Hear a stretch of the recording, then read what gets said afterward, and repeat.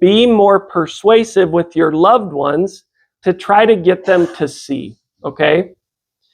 And, one of the best things you could do is go to the temple.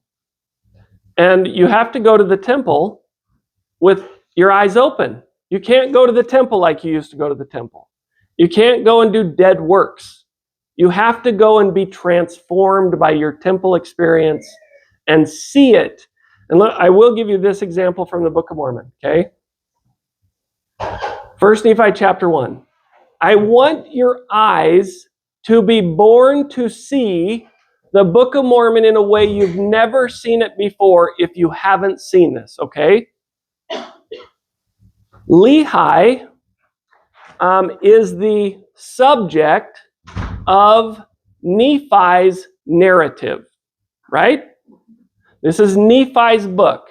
Nephi tells you that he is a temple attending person. How? Because he says he has been given great knowledge and the mysteries of God.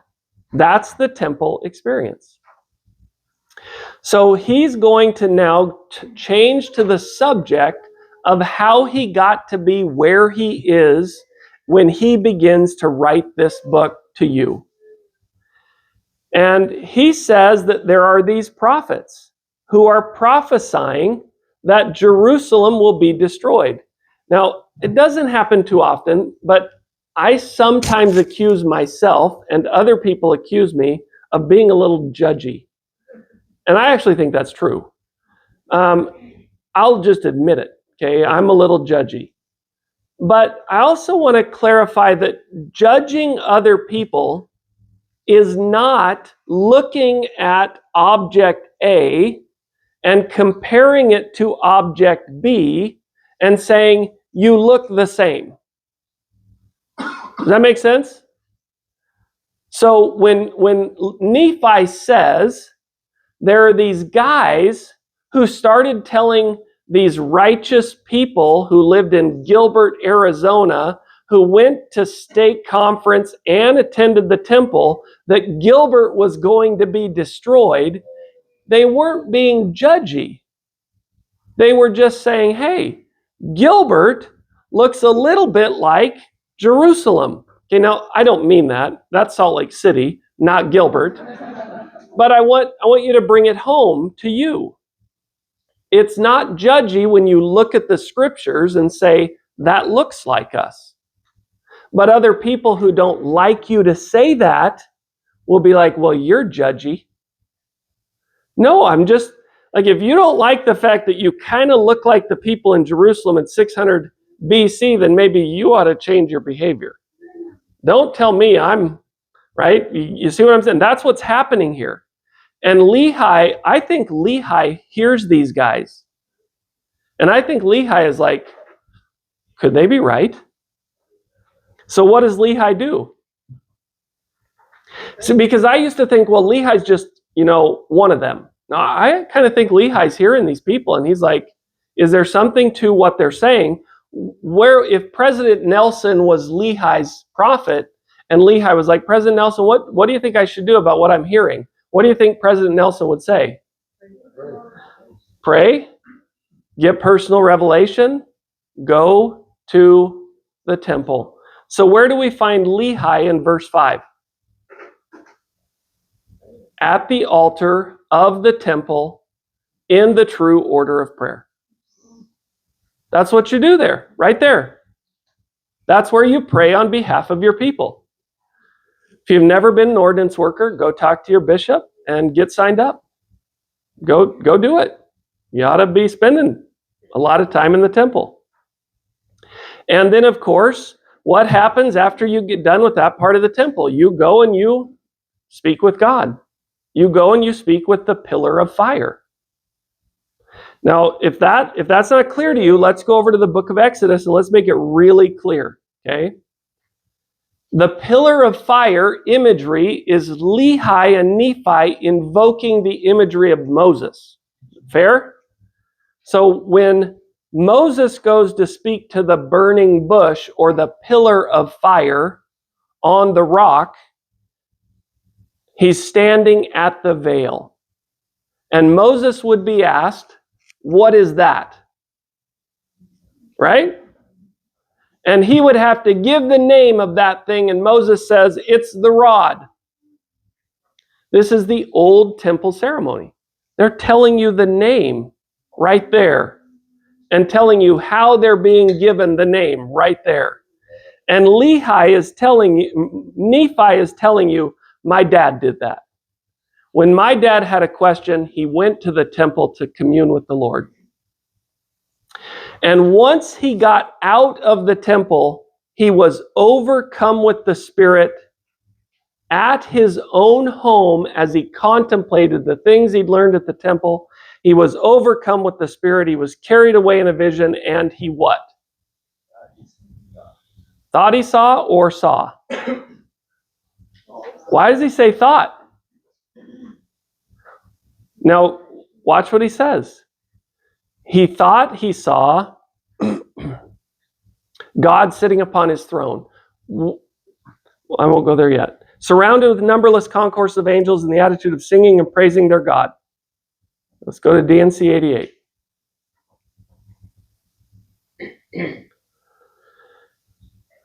The earth rolls upon her wings, the sun giveth his light by day, the moon giveth her light by night, the stars give their light, they roll upon their wings in their glory, in the midst of the power of God. Unto what shall I liken these kingdoms, that ye may understand?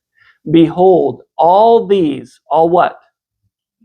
The earth, the sun, the stars, the moon are kingdoms.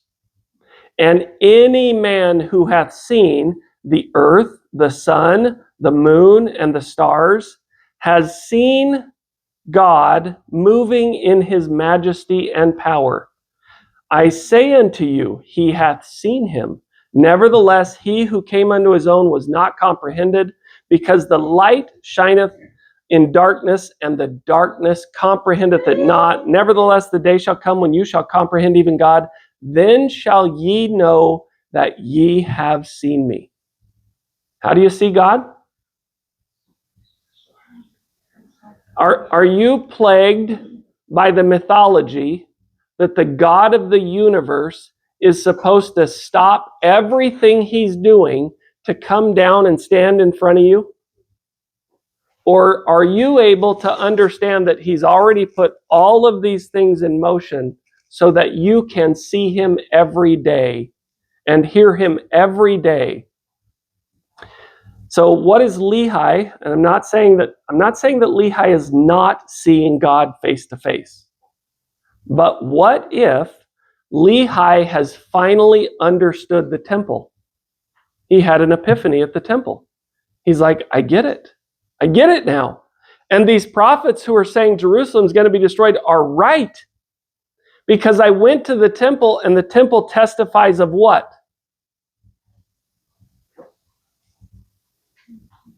The coming of the Messiah. So Lehi's like, I get it now. Everything testifies of the coming of the Messiah. And now what does Lehi have to do?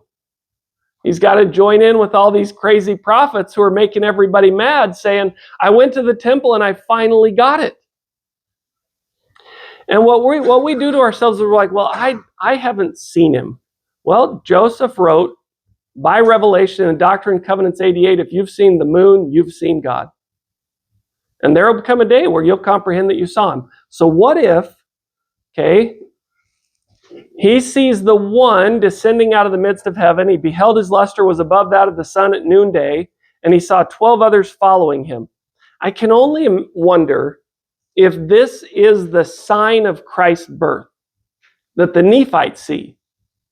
They see a star, they have a day and a night and a day that is as one day. And I wonder if that star was above the luster of the sun at noonday. And in the same time that the constellations are all up there bearing witness of this grand pageant in heaven of the coming of Christ. And so really what Lehi could be saying, I'm not saying he doesn't have both experiences. Lehi could be saying, I went to the temple, I finally understood it, I went home, I looked up in the heavens, I saw that they witnessed of the coming of the Lord, and I got it for the first time in my life. And now what does Lehi have to do? He has to change his behavior. He has to join these prophets. Now what's the danger in that for Lehi? Death. Yeah, and why death? They like to kill prophets.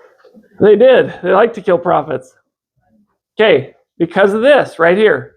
It's the law. If there arise among you a Lehi, a dreamer of dreams, and he gives you a sign or a wonder, and it comes true, and says, let us go after this Messiah that I realized is coming, which you haven't known, even though you're all going to the temple, Lehi says. You're all going to the same temple I'm going, and I realize that the whole ceremony testifies the Messiah is coming. Thou shalt not hearken unto the words of Lehi, the dreamer of dreams. For the Lord your God proveth you to know whether ye love the Lord your God with all your heart and with all your soul. You shall walk after the Lord your God. And that Lehi, that dreamer of dreams, shall be put to death. Right? Isn't that Lehi? So the members of the church in Jerusalem are like, well, I guess we got to kill Lehi because Lehi just claimed to have a vision. Lehi just claimed we're going to be destroyed. And then Lehi does this super offensive thing. Okay, let's go over here. And Lehi is like, hey, I got a parable for you. And I don't know if I can't remember if Lehi told this to the people in Jerusalem, but I know he told it to Laman and Lemuel. And watch how offensive this is. Okay, somebody might need to help me get to Temple Mount. There it is, right there. Okay, you see Temple Mount right there? You see the garden, Mount of Olives over here? You see this little valley in between, the Kidron Valley? Do you know what used to flow through the Kidron Valley? Sewage. The river of filthy water. So where's the tree? Where's the great and spacious building? Yikes, right? They're like, are you telling us, Lehi, that the temple's a great and spacious building? How would you answer that if you're Lehi? Well, look, hold on a second here. I'm not saying that the temple's a great and spacious building. I'm saying that you people have defiled it and turned it into one. Right? That's so much better. That's so much better. Because you should go to the temple, but you shouldn't defile it. Okay, now do you think, let me show you how I think the Book of Mormon witnesses that interpretation's right. Okay, the apostles, I wasn't ready to do this, so give me just a second, I'll find it with you. Oh, I spelled it wrong, of course.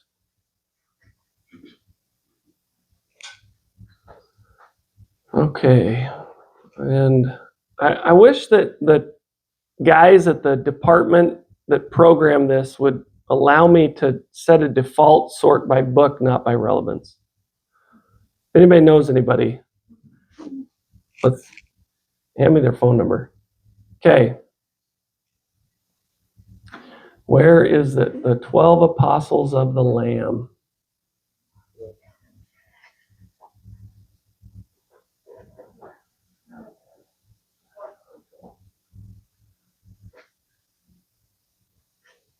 I got the wrong one. Darn it. Bear with me. We'll get there.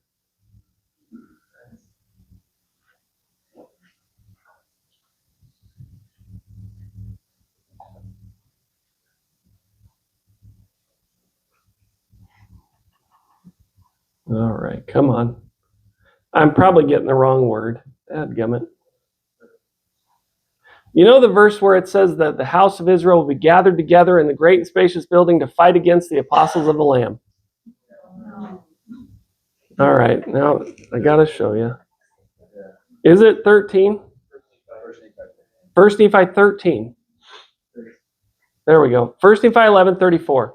And after the Lord was slain, I saw the multitudes of the earth. They were gathered together to fight against the apostles of the Lamb.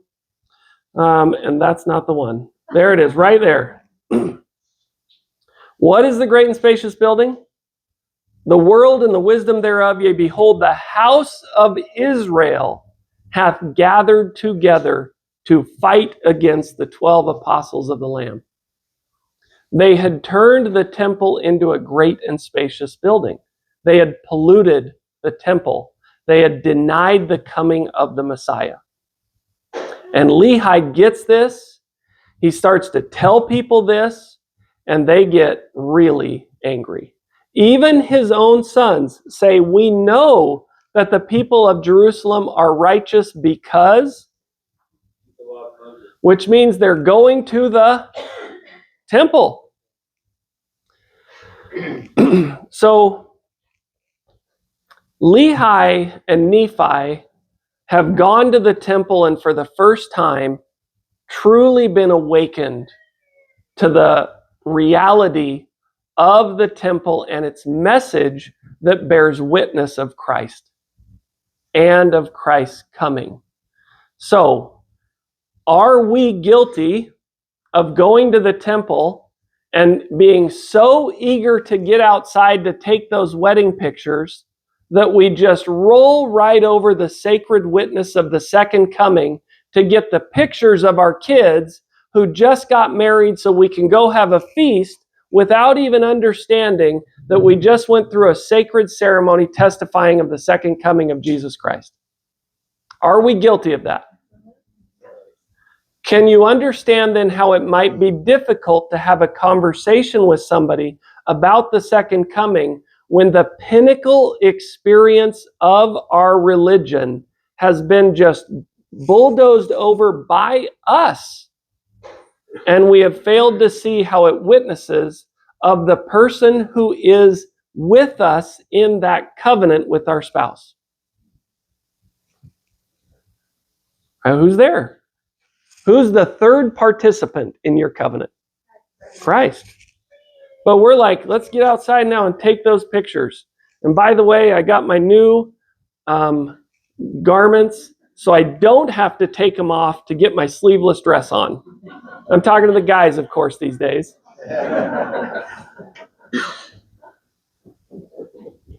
So, and we could go through just example after example in the temple of how the temple bears witness of the second coming of Jesus Christ and our preparation for that sacred event. We are the people, remember Joseph, I wish I knew this quote right off the top of my head. We are the people who've been chosen to bring about that latter day glory. So let me pretend for a second that the second coming is hundreds of years away. Guess how we should still behave? Yeah, that's our duty.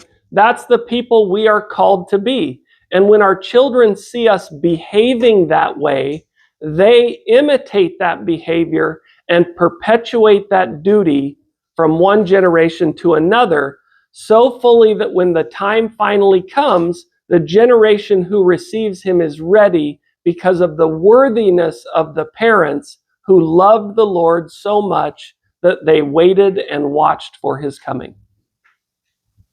But if we're honest, it's hard to even talk about it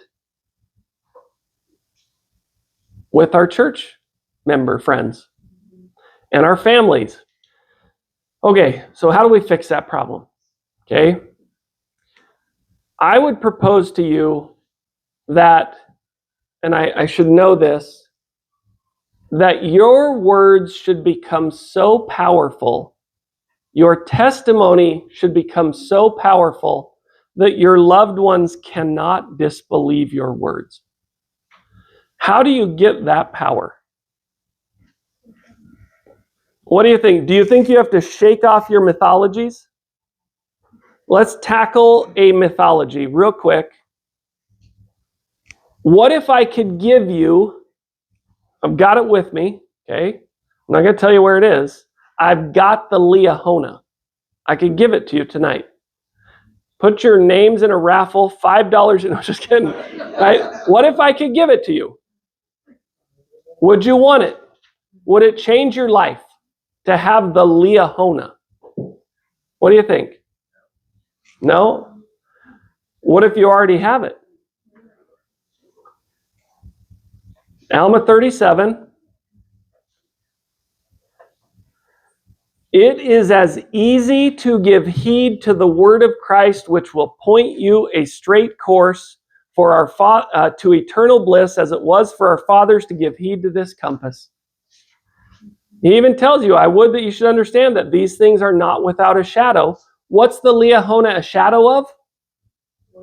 The words of Christ. What's the most correct of any book on earth? So you hold the Liahona right now in your hands, on your phone, everywhere you go. All you got to do, but do we use it for that? You have this miraculous device that at any moment you can activate and turn it into a Liahona. Do you use it that way? And if you do, guess what it will do?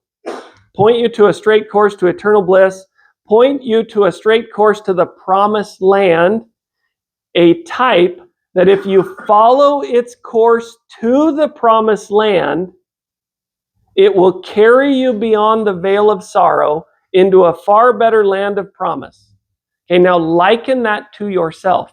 Does that mean, don't worry, life sucks, someday you'll die, and then you'll be in a better place?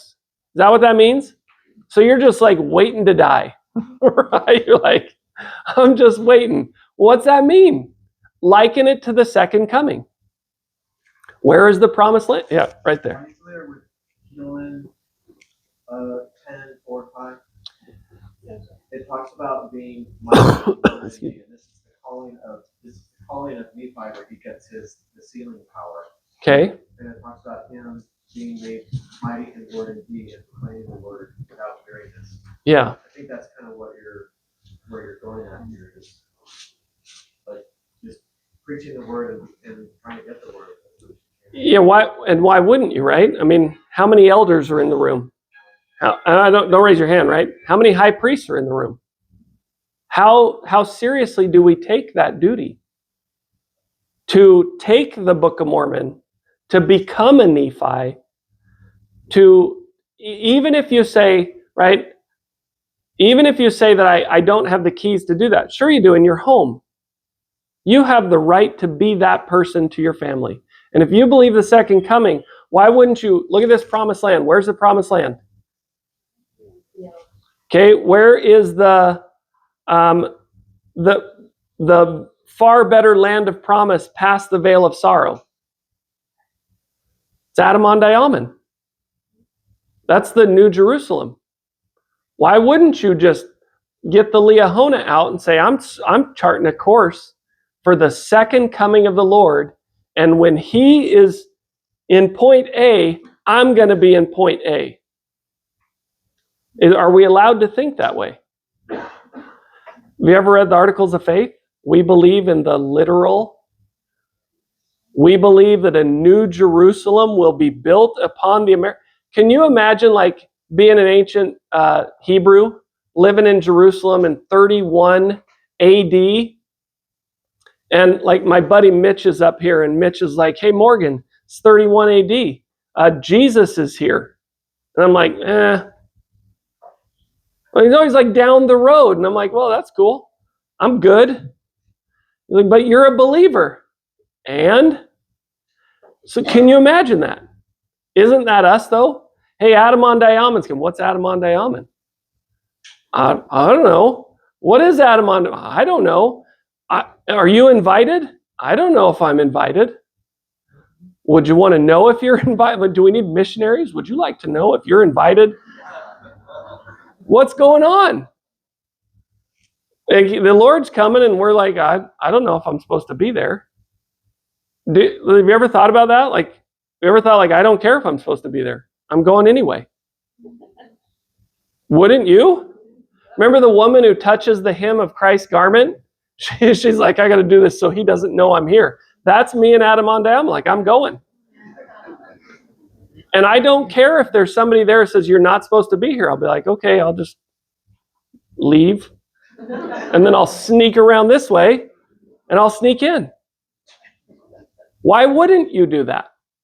Like, what's the worst that could happen? You think the Lord's going to be like, you now go to outer darkness for trying to see me? Why wouldn't you do that? So here we are where the Lord is basically saying, you have a Liahona which will tell you everything, just like the Liahona was like, go over here for meat. What if it was that easy? What should I do about Adam on Diamond? Go over here for meat. And you would be like, I'm not going to look at that. Would you really do that? Okay, so let's dig in and let's say, okay, let's start believing everything that we see in the Word of God and from our prophets. And Joseph Smith says the Book of Mormon is the most correct of any book on earth. Right? What do I do with that information? What do you mean most correct? Anybody remember President Nelson's talk, The New Normal? You know what normal means? Let me pull it up for you here. Normal. He says this during COVID. And I think some of the people are like, yeah, new normal. You have to do what the government says now. That's the new normal, right? Because remember all those scriptures that are like in the last days, before the Lord comes, the beast will join him and tell the people what to do. We've got a few cynics in the room. Like, that never says that. So if President Nelson says there's a new normal, do we really think that means, oh, it's time to be oppressed? Look at what normal means. According to a square or rule. What's a rule? A standard. What is it compared to a square? Any carpenters in the room? It's a line. A square and a line. Where do you find that? We liken it to ourselves.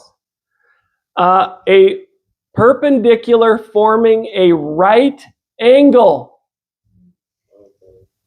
You see? President Nelson gets up and says the new normal. And in saying the new normal, literally invokes the definition of the tetragrammaton on the veil. The name of God written on the veil in the tetragrammaton, which is why you can't say the name. That's why the Jews wouldn't say the name of God, because it was written on the veil, just like it is today when you go to the temple. There's the tetragrammaton right there on the veil, and he invokes that word, saying it's time for the new normal. And then he starts saying, go to the temple, the second coming is here, and everybody's like, he just means new normal is like, I got to wear a mask to the grocery store and get vaccinated. Like, why do we think that way? Why didn't we go look at these words? Okay, so let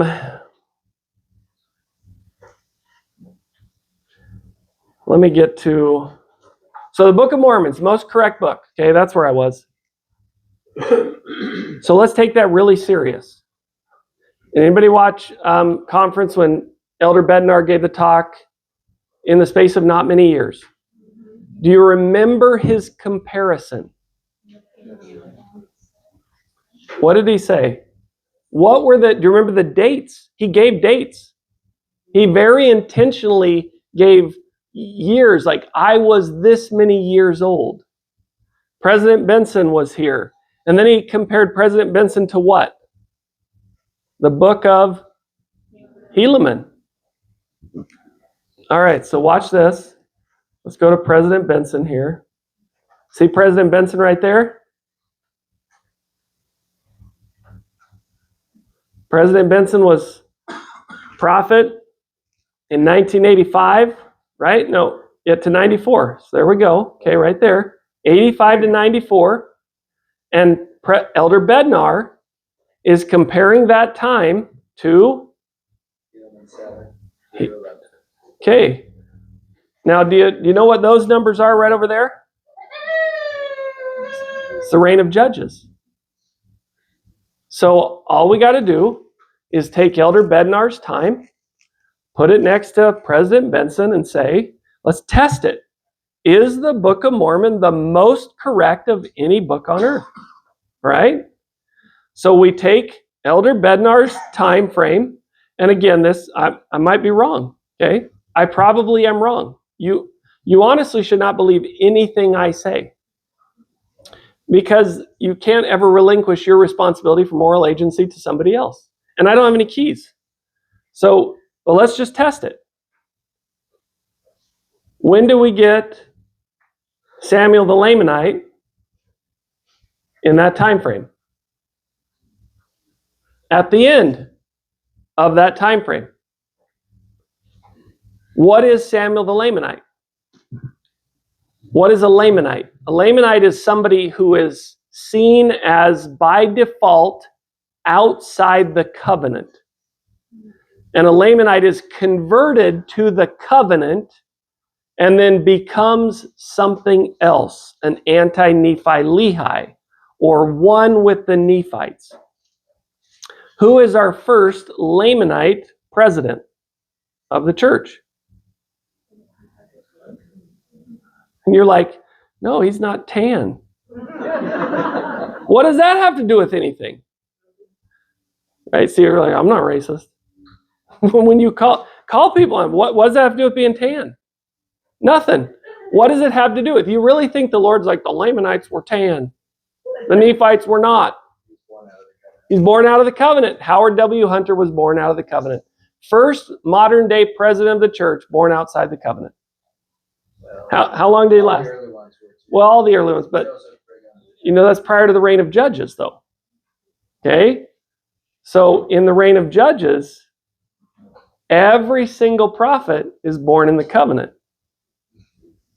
No, I'm wrong. I'm wrong on that, because it is, because even, who's the guy right after Joseph F. Smith? Isn't he born in? Okay, I could be wrong. Again, don't believe anything I say.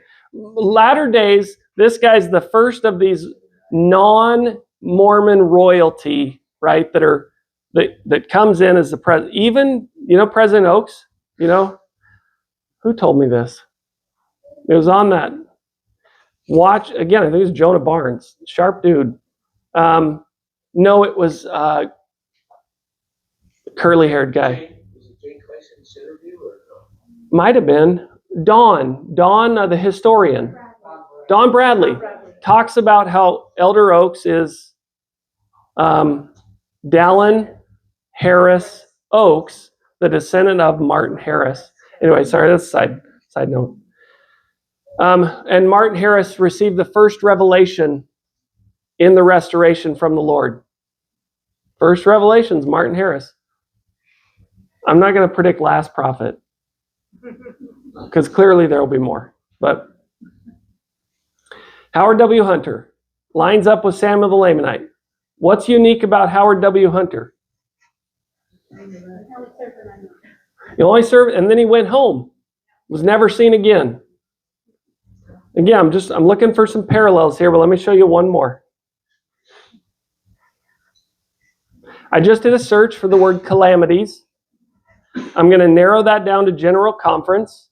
I'm going to narrow that even farther down to church presidents.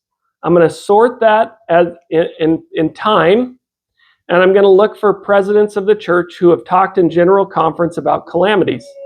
And in particular, I want to see that right there, okay, because we all know this. This is President Hinckley in 1995 reading the Proclamation of the Family in General Conference, saying that we warn that the disintegration of the family will bring upon individuals, communities, and nations the calamities foretold by ancient and modern prophets. Where did that come from?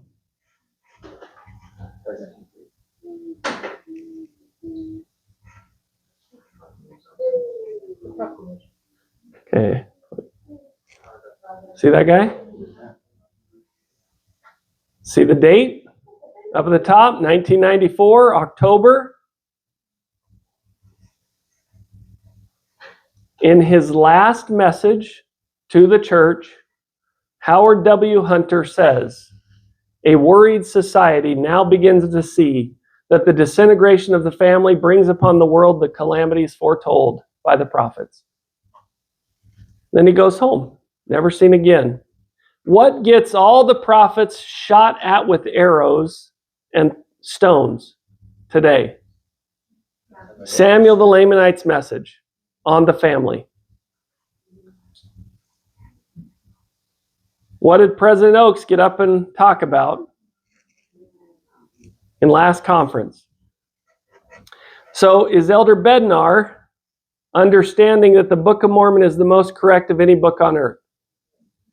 Once you see your Samuel the Lamanite, how many years until you see the sign? Okay, here is 86th year of the reign of Judges. Okay? The sign of the coming of Christ happens in the 92nd year. Look at that number right there. If we stick to Elder Bednar's analysis, do we change the reckoning of our time in the year 2000? Okay, how do we do that? Anybody? What do we do? Anybody remember the Prince, the singer, the artist who shall not be named? And he's got that song, "Tonight we're going to party like it's 1999." Why would you party like it's 1999? What's that have to do with anything? Well, it's the new millennium. Like tomorrow's 2000. What's wrong with that picture? We should be partying like it's 2000. It just doesn't have a ring to it, right? Tonight we're going to party. I'm not going to sing. That's super embarrassing. Tonight we're going to party like it's 2000. It just doesn't work. But that's the last year of the millennium is 2000, and the first year of the new millennium is 2001. So surely a prophet of God would not join in that silly mistake, right? I'm going to spell it wrong. Okay, look at this. Look at the title of his talk. Look at the date. It's October of 2000. President Hinckley agrees with Prince. And Prince is wrong. There is an entire web page by Time scientists dedicated to making fun of everybody who thought the year 2000 was the beginning of a new millennium. Why? Do you see why? Do you see the problem? It's the end. So why is President Hinckley going along with this? What do you think? He's just mistaken? Or does he understand something? It's actually not the only time he'll say this. Okay? He'll use this remark a couple times, and I wish I could find his other one. But what we essentially do is we change the reckoning of our time in the year 2000. And we effectively move our calendar off by 1 year. Such that if we buy into this change of the reckoning of time, 2001 becomes the second year of the new millennium. Isn't that what the Nephites changed their reckoning? They did. When the sign was given. Yeah. They changed it as well. Okay, so how impressive was the sign given to the Nephites of the birth of Christ? Okay, if it was impressive, why then did a lot of them start to say that wasn't a real sign? You guys made that up. Like, can you imagine? Imagine a bunch of old Hebrew descendant people who know how to read the stars, and they're like, here's the sign. The sign's going to be this, cool display in the heavens, and somebody else might say, look, you just went to, what's that application called that we use today? Starry Night. You just looked at it in Starry Night. You knew it was coming, and you picked that day to trick us. That's what happened. I mean, they didn't use the application Starry Night, but that's what they were accused of. They're like, hey, you just fabricated that to trick us. Well, you might say, well, how would you fabricate that? Well, because they were very astute at knowing the pattern of the heavens. So all you'd have to do is check the old records and say, we know this sign's coming. Let's say that's the sign. Right? So what if we had a sign? A sign of the, okay, but let's not go there yet. You've changed the reckoning of your time. You have a new year, a new millennium. People start to say, oh, you made that up. And everybody kind of goes back to their old ways. And then it even says there's all these other signs, but they don't really mention them. They just say they're happening. And the believers see them, but the other people don't. Okay, and then after the sign is given, do they see Christ? And the believers are like, well, he's not here yet. Well, you said that was the sign of him coming into the world. Well, we meant as a baby. Well, where is this baby? Well, he's somewhere you can't go to. And they're like, well, I don't believe you. Well, you should. Why should I believe you? He's not, I can't see him. He's not here. So let's say that we have a sign of the coming of the Lord. And somebody's like, hey, I just saw the sign. And then you could be like, well, where is he? Well, he's not here yet. Well, but you said you saw the sign of his coming. Right? How long does it take before he shows up? So, hey, I'm a Nephite. I just saw the sign. Samuel the Lamanite said there was going to be this sign 6 years ago. And so somebody's like, yeah, how long do I got to wait to see him? And you're like, well, you got to wait 33 years. Like, what? You know, I'm 54. 33 years, I'll be 64, 74. I'll be 87. That's not very fair. So, did we have a sign? I would propose we did. And it happened on this, the night before, just like the star was shown the night before the Lord came into the world. And the Lord came into the world to spend 30 years preparing to announce himself to the Jews. So 30 years he goes. Nobody's like showing up at his door saying, hey, you're the Messiah. Can I come in and talk? At least if that happened, it's not in the record, right? He doesn't even proclaim himself. Remember the wedding at Cana where he changes the water to wine and he's like, hey, Mom, my time has not come yet. So he doesn't announce himself. And he takes 33 and a half years roughly to show himself to the Nephites. And if the first is last and the last is first and you invert that whole thing, how long till the modern Nephites wait to see him after they see the sign? If we liken the Book of Mormon to ourselves. About 33 years. So if this is the date of the sign, and we had our Samuel the Lamanite 6 years before this, and we know we've had our Samuel the Lamanite because we know what will get the modern prophets stoned and have arrows shot at them, and that is you talk about the nuclear family. And that'll get people in the church mad at you. Right? If you cling to those old antiquated notions of the nuclear family, there's people in the church who don't like that. So we get this sign, April 5th, 2000. What would that sign look like? I came across a blog by a gal, I don't know her name, who posted pictures of the night of this night, April 5th. Is it the woman and the 12 stars? Or? No, it's a different gal. One single WordPress page where she posts these red skies on this night from an aurora borealis that turned the sky red. Red. What does that mean? How's the Lord going to come? In red. Who is he going to come with? All the hosts of heaven. What are the hosts of heaven? The Lord of Sabaoth. Sabaoth. Sabaoth. The OTH is the lights in the heavens. The Mazarot is the grand pageant in the heavens. And he's the Lord of the Mazarot, the Sabaoth. Okay? So if he's going to come in red with all the hosts, and he's going to come the first time as a baby, and the sign of the baby is the star, the light coming into the world, what would the next sign in the heavens be? What are the hosts of heaven? the 12 sons of Jacob, the 12 constellations, the 7 grand planets of the Mazarot, the Hebrew Mazarot, and they accompany the 8th star, the sun, who represents the Lord. And where should they come from? Out of the east, across the sky together.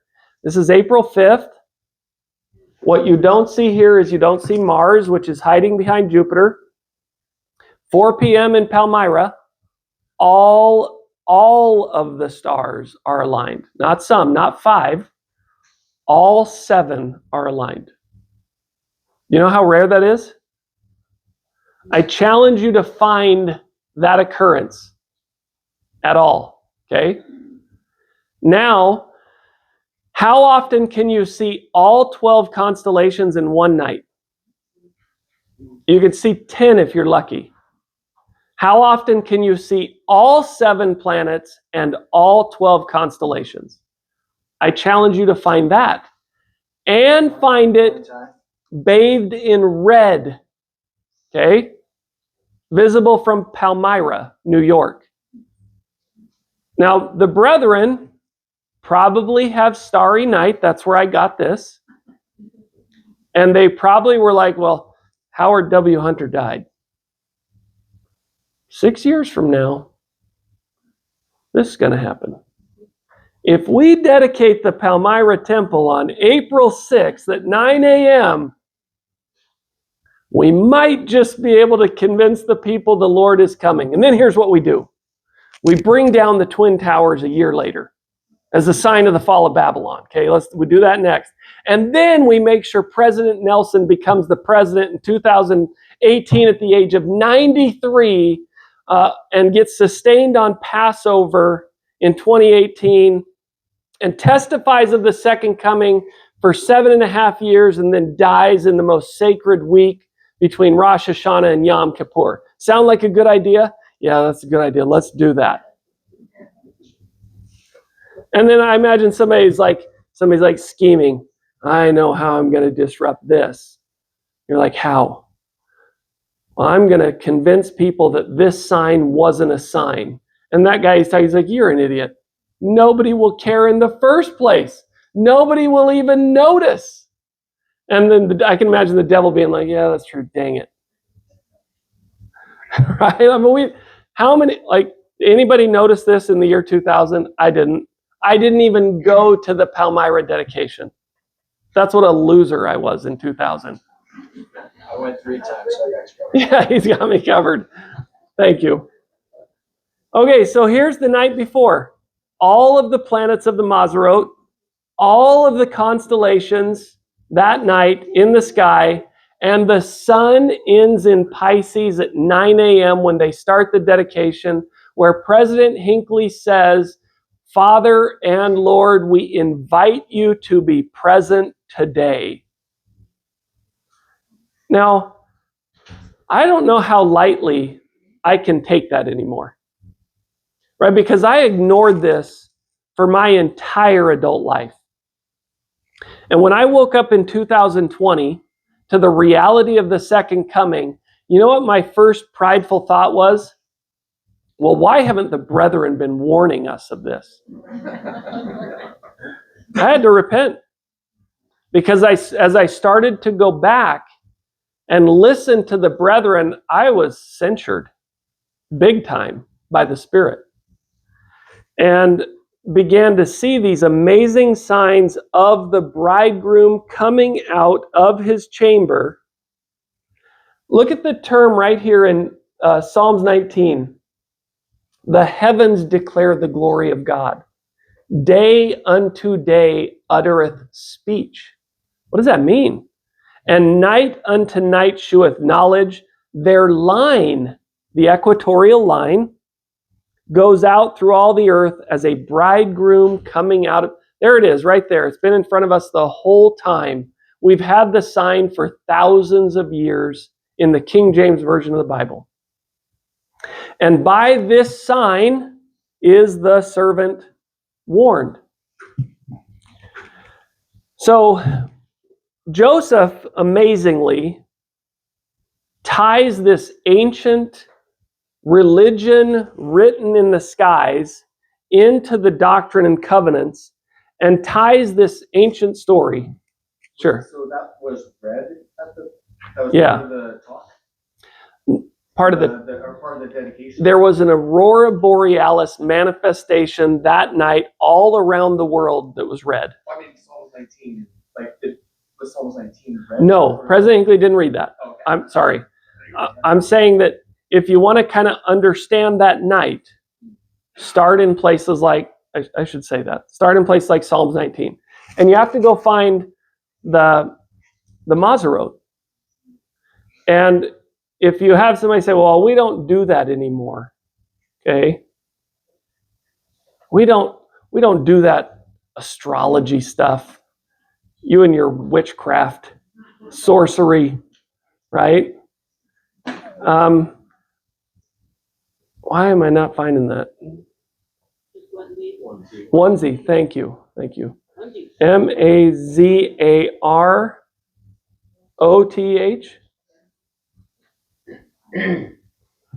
What am I doing wrong? It's in there, right? Oh, I know why. It's the Hebrew word. That's what I've got wrong. If you look at the Hebrew word in the Bible, it is Mazaroth. I swear it's there, though. Oh, thank you. Okay, I don't mean to doubt you. I'm going to try 2 T's again. And if I get it wrong this time, I'm going to quit. I promise. Yeah, there we go. If anybody can find it, let me know. But I actually believe it's in the Hebrew word, and it's there. So we get this sign, and the sign is indicative that the bridegroom, it's time to make ready. How does the temple testify of that? We've got all this scriptural imagery about what the bride is wearing. We've got the parable of the Lord turning the water to wine at a wedding. We've got parables and imagery about the state of readiness of the woman. So all over the scriptures, we've got this imagery of this bride and bridegroom, and Joseph ties it into the Doctrine and Covenants. And I'm not going to cover that. We should probably take a break too, right? Yeah, well, yeah, we're right at 2 hours right now. Oh my gosh, I'm sorry. That is.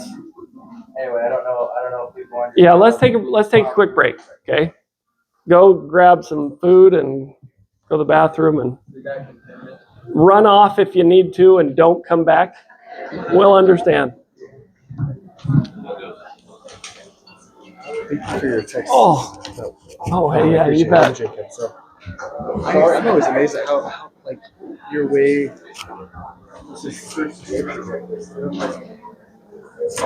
I've read book more so many times, but like, how do you search your scriptures to do this? I mean, maybe it's just the Holy Ghost thing. Like, Yeah, is there a technique or? So one, I kind of, I'm fortunate in that I do this, which forces you to have to say it in a way that is comprehensible, which challenges you to challenge the work. Morgan, tell them there's 3 or 4 vacant chairs up here for the There's 3 or 4 vacant chairs up here if anybody wants them. 3 or 4. Oh, never mind. The young fellas are back. We might lose one. He's ready to go to the park. Amen, brother.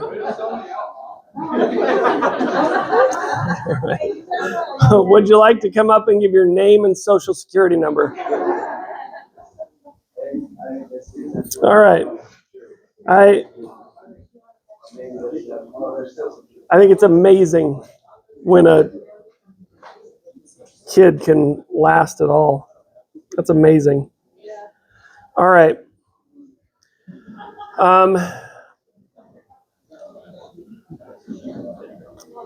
Have you ever remember when I kind of started tonight and I was talking about the reality of the truthfulness of the church? The mic's off. I don't know what changed, but it's It's on. It's all the way up this time, and for some reason I'm just not coming across as loud without. Is that better? I don't. There we go. This is why I don't speak at churches. Okay, I don't know what has happened, but this is not. I like have to eat the mic for you to hear me, I think. Now turn it up. Oh boy, I was not blessed with a speaker's voice. Okay, if the gospel of Jesus Christ is real, if the Church of Jesus Christ is the Lord's Latter-day Church, how much of the scriptures testify of that? All of it. Okay, and if it's all of it, then let's take every difficult book that's ever been written, Isaiah, Daniel, Jeremiah, Ezekiel, and the book of Revelation are all talking about what?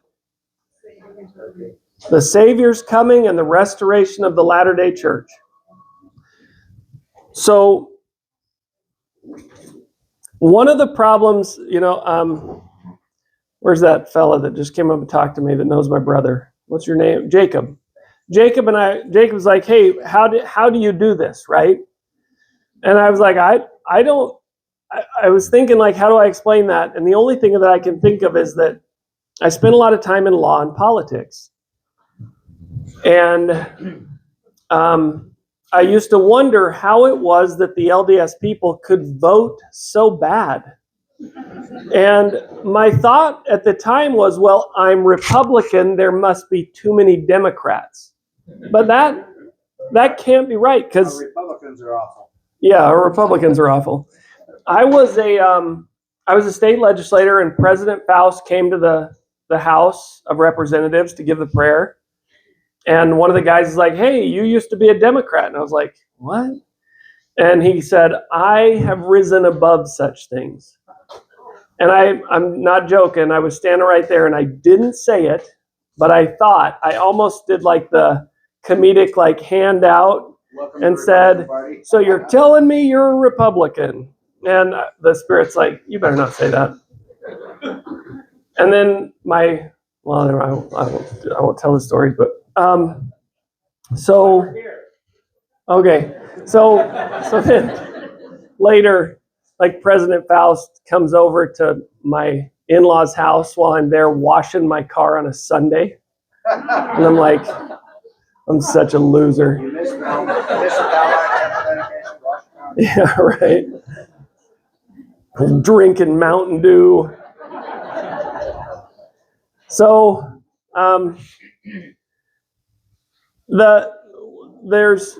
what I had to do is I had to take all that and try to explain why Utah is so unimpressive, okay, politically.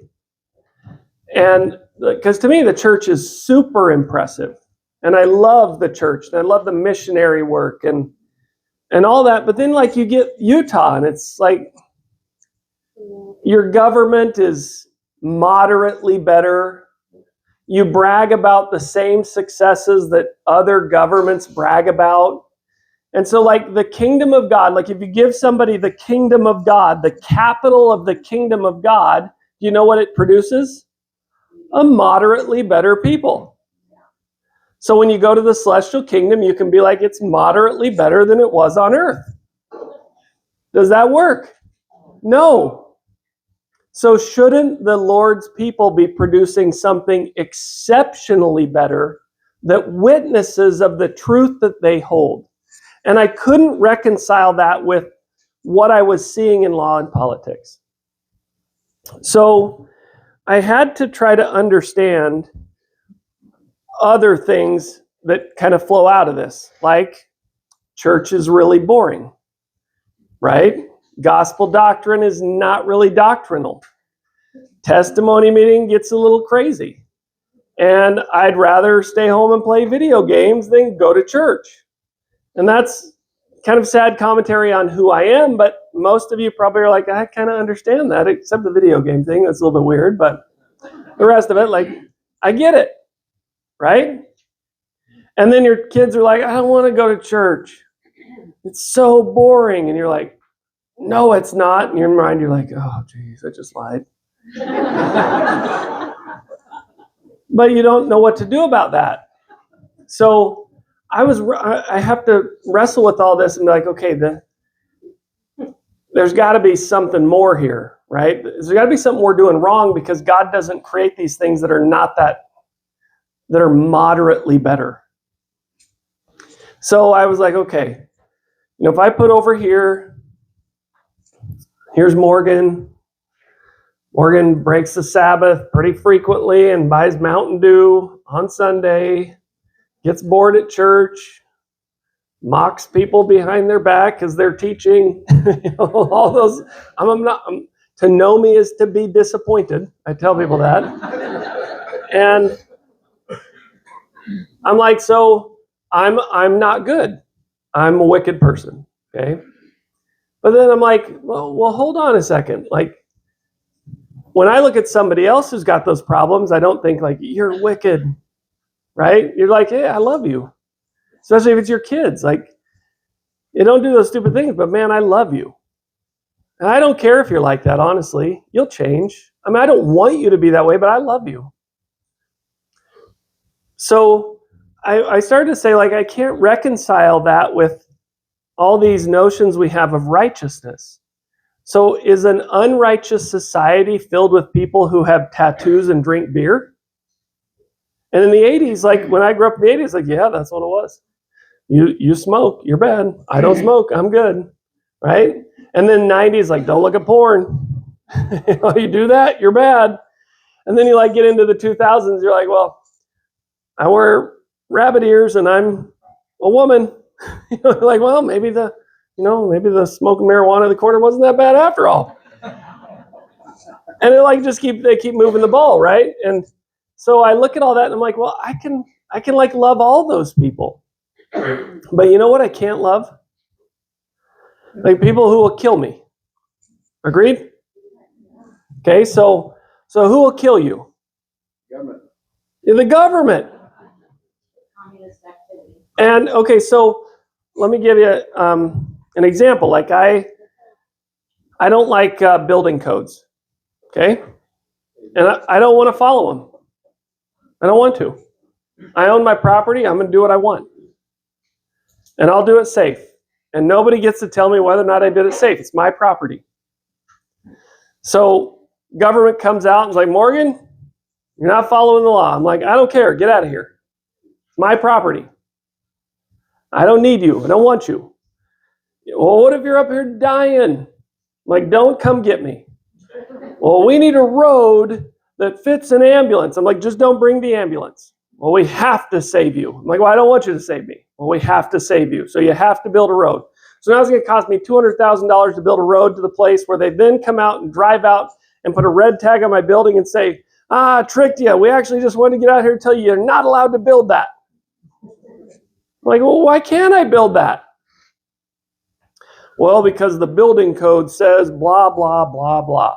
Where can I read the building code? Well, you can't. Why not? Well, it's not put in the statute.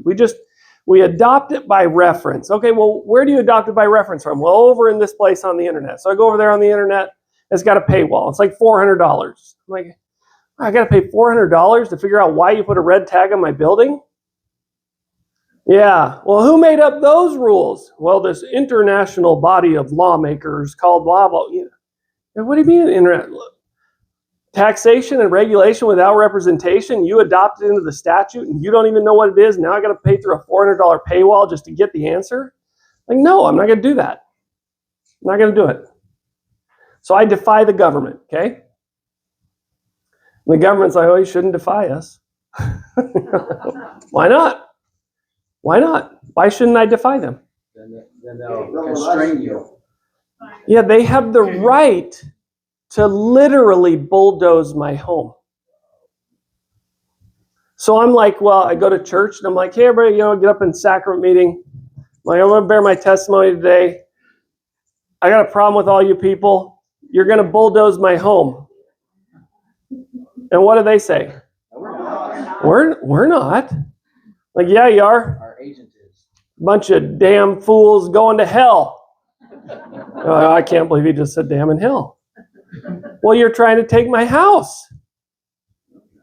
Well, you don't have to swear about it. Well, why not? You're going to bulldoze my house. I'm going to swear to get your attention. Well, that's irreverent. I'm like, well, it's more irreverent to bulldoze my house. And the member's like, well, we're not. I'm like, well, who voted for the guys that are doing this then? You mean to tell me that none of you voted for the people who are making these decisions?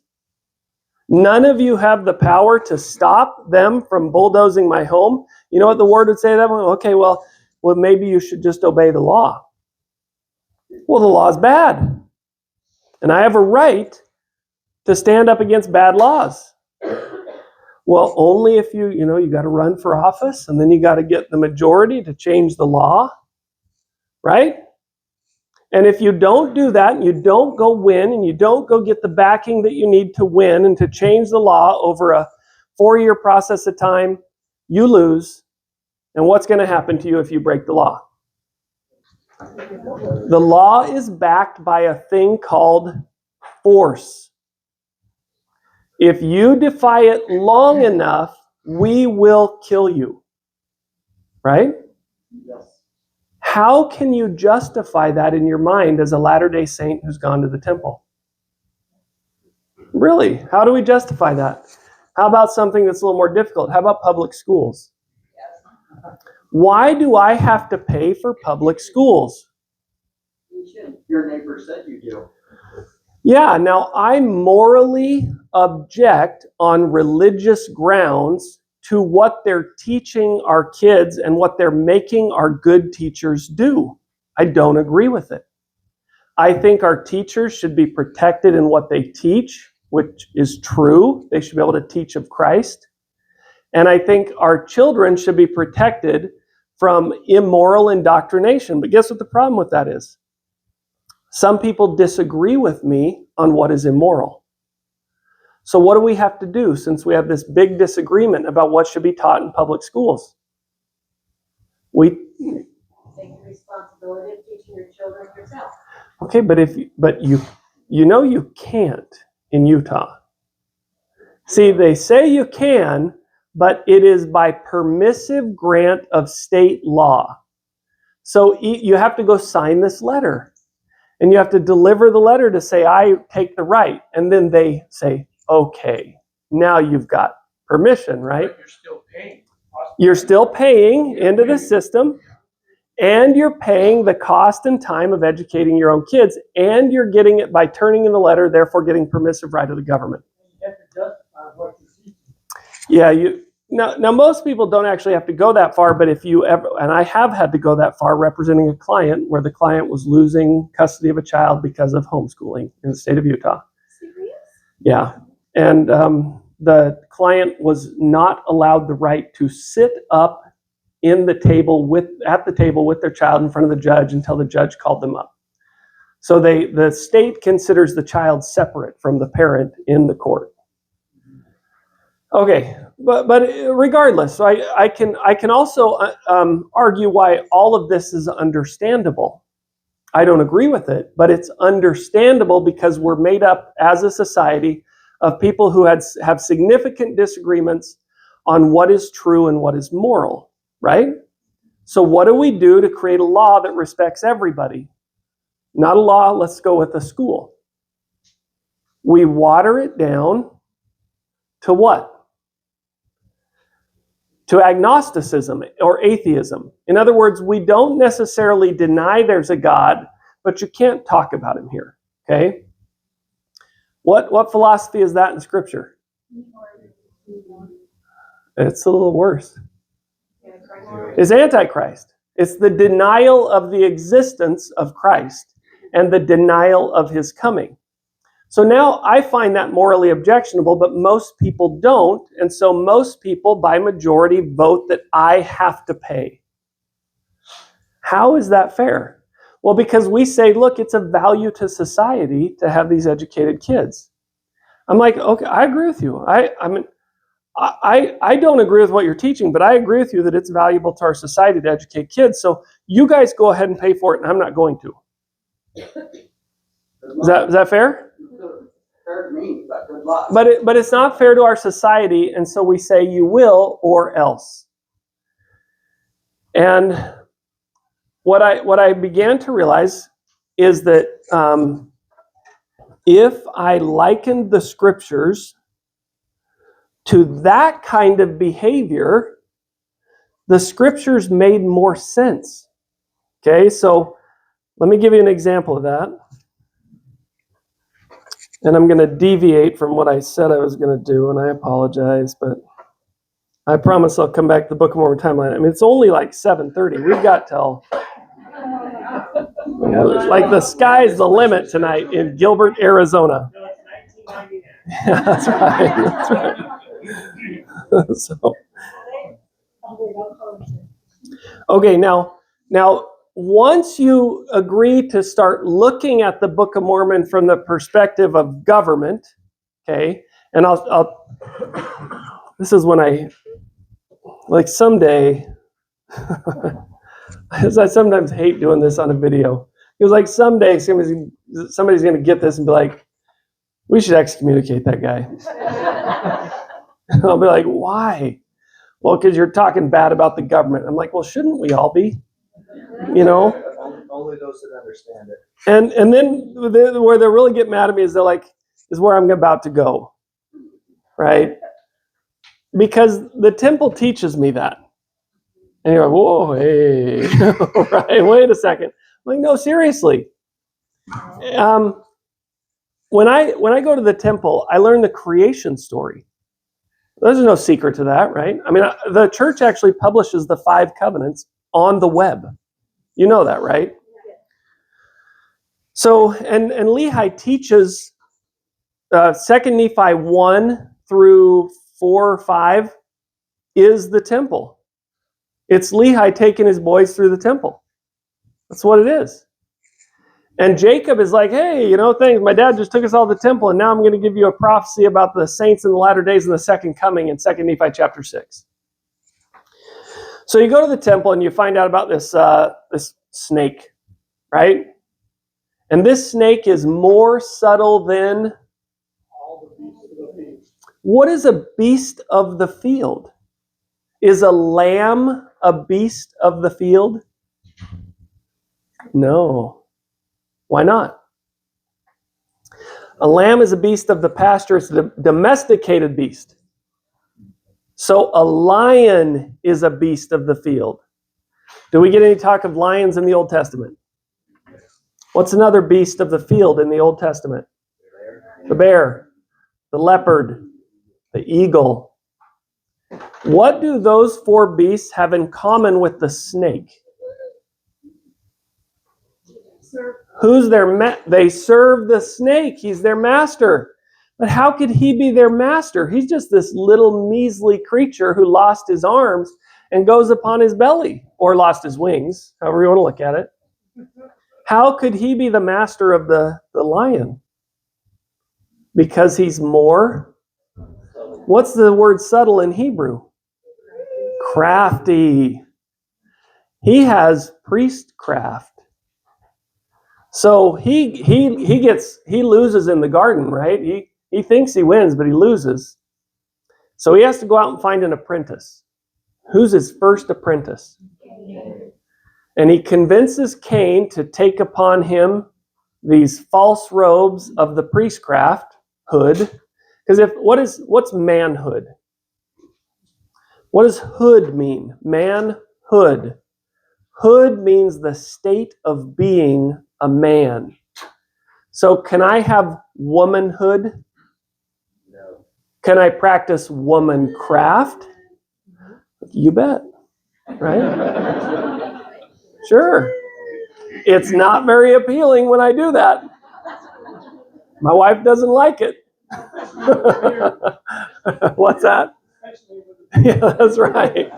So I can't have womanhood, contrary to popular belief today, but I can do womancraft. Can a woman have priesthood? Like she can have manhood. What does she have? Priestesshood. womanhood, motherhood. Anytime you try to do something you can't do, your craft is the practice, the exercise of doing something. So priestcraft is the attempt to do something you can't be. Does that make sense? So this serpent comes out of the garden. He's defeated in the garden. He's cast down. When he realizes he's cast down, he's got to find an apprentice, and he finds Cain. He's like, look, hey, Cain, I'm going to teach you one of the first principles of priestcraft. You get enough people behind you, you go to Abel, and you tell Abel that you have to give us your stuff. And Abel says, I don't give my stuff to you, I give my stuff to the Lord. And he says, well, we voted to kill you if you don't give us your stuff.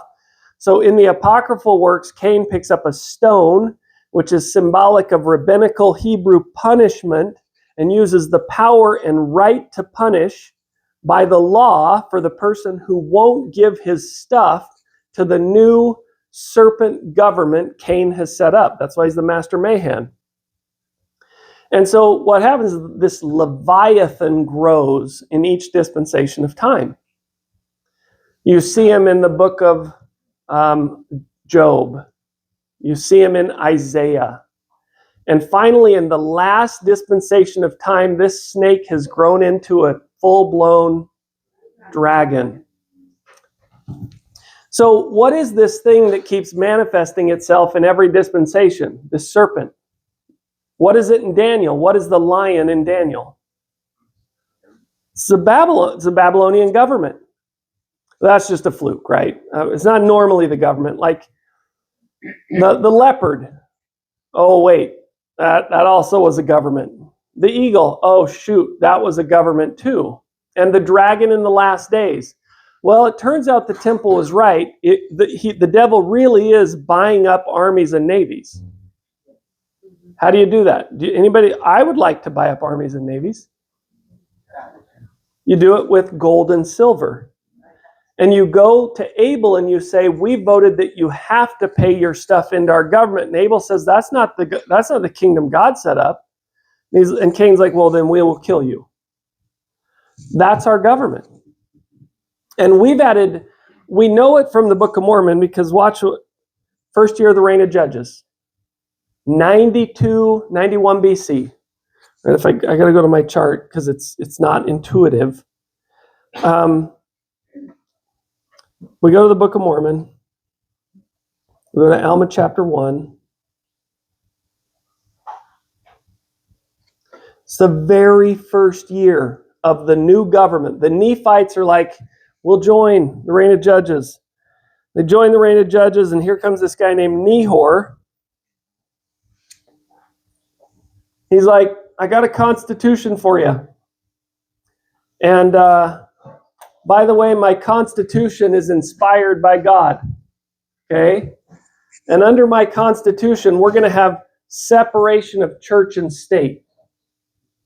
So he bears down against the church. So there's got to be separate. None of that. And then he says, and from now on, all of our senators and House of Representatives are going to be elected by popular election, and they don't have to work normal jobs because we're going to pay them. Right? And that's really bad in the Book of Mormon, by the way. And then they're like, hey, if you do this, okay, let's see if we can find it.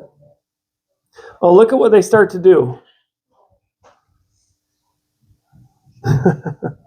He establishes a church for this and wear very costly apparel, because from now on they're going to elect people by popular election and pay them. What's particularly bad about this, if you try to enforce that by the sword. So what kind of government you running down here in Gilbert? Popular elections? Enforced by the sword? Are you allowed to bring up Christ? What happens the last time somebody's like, I believe in Jesus. That's the number one part of my platform. It just doesn't happen anymore. We don't do religion and politics. That should be the number one criteria. Are you LDS?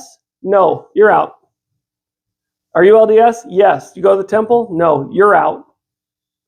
Are you LDS? You go to the temple? Yes. Do you understand the temple? No, you're out. Right? Why don't we do that? Like, that seems just like totally logical. I have found that some of the worst offenders are temple going good LDS people. Okay. I don't know if I want to go down this line anymore. Well, you got to start talking about initiatories and what they mean, and how they appear in the Book of Mormon, and how they witness of behavior in the Book of Mormon. And it gets a little uncomfortable on camera, because next thing you know, it's out on the internet, and people are like, look at that dude talking about temples and Mormons, and they're anti-government. And like, yeah, they're the best ones, but it's just not. We can cut it and make sure it's only, privately sent. We'll do it after. Maybe after, yeah. So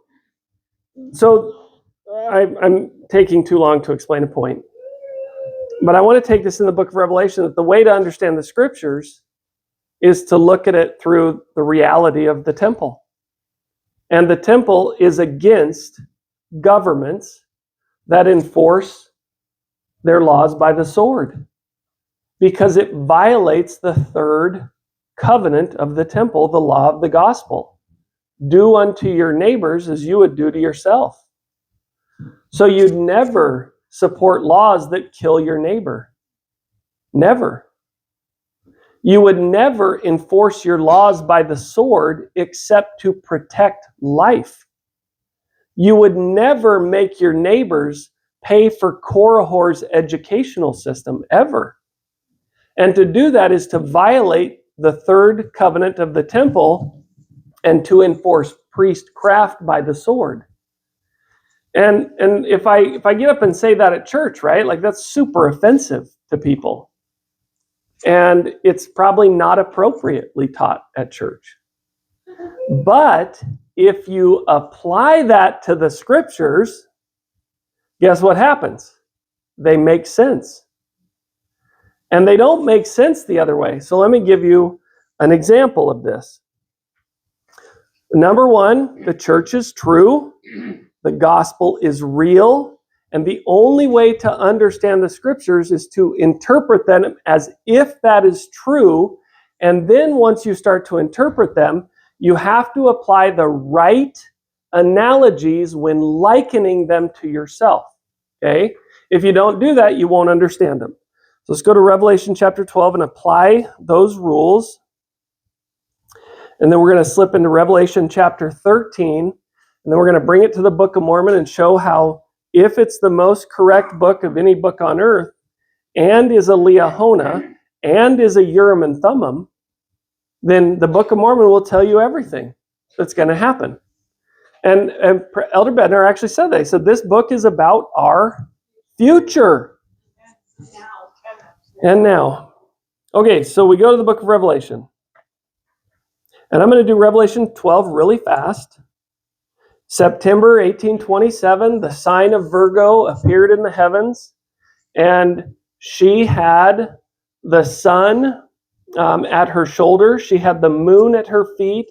She had Leo, and I think Venus and Mercury at her head, a crown of 12 stars, and Jupiter was in her belly as the child about to be born as the kingdom of God, which would happen 17 years later. 3 years later, after this sign in 1827, Joseph Smith organized the church on April 6, 1830, on a Tuesday of all days, which actually totally makes sense if we study feast days and the real Holy Week. And if we have time and later you ask me about that, I'll remember and I'll tell you, but I'm not going to do it now. So the church, the woman, not only appears in the heavens, but 3 years later is organized. In fact, she is given the 12 apostles, who are the stars, April 6, 1830. She is with child, the kingdom of God. She will deliver the child 17 years later on March 11th, 1844. You can read about that in the church's own Joseph Smith Papers, Volume 3, Administrative Records, Council of 50, or read the book by Jedediah Rogers called The Council of 50. once the only way to restore the gospel is to create a nation based upon a constitutional republican document, which the Lord says, I want you to befriend. It is based upon just and holy principles for the protection of all flesh. This is Doctrine and Covenants 98 and 100, I think, or 101. 101. Thank you. And 98 is that one. But he says Yeah. justified is according to the Constitution Because of the principles that it Yes. teaches. And anything more or less cometh of evil, which he says in the Doctrine and Covenants, and we're going to see how that plays out in just a sec. So once you knock down kings and kingdoms, what kind of government's going to spread across the earth? Please don't say democracy. Constitutional republicanism. And how do you fight now constitutional republicanism when kings aren't working anymore? Constitutional republicanism is kind of a populist kind of government, so you need a populist counterfeit to fight it. So the dragon raises his new form and philosophy of government in the final dispensation. Now, how many churches does the Lord have? 7, right? Okay, so why 7? Explain it to him. 7 dispensations. Okay, so how many are there truly in total? 1. Okay, 7 and 1. So how many heads are there? In how many dispensations? So how many? There's only 1, but there's 7.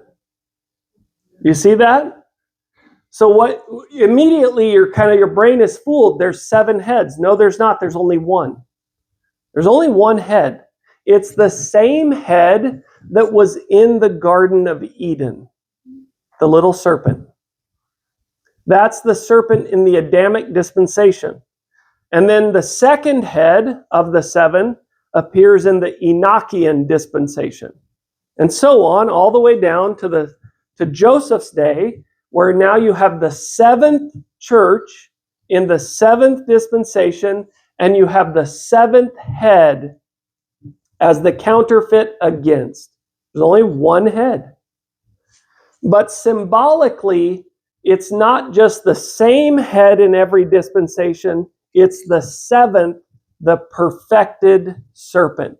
He is now in his perfectly abominable form, okay? He's not a little serpent anymore. He's a giant dragon. Does that make sense?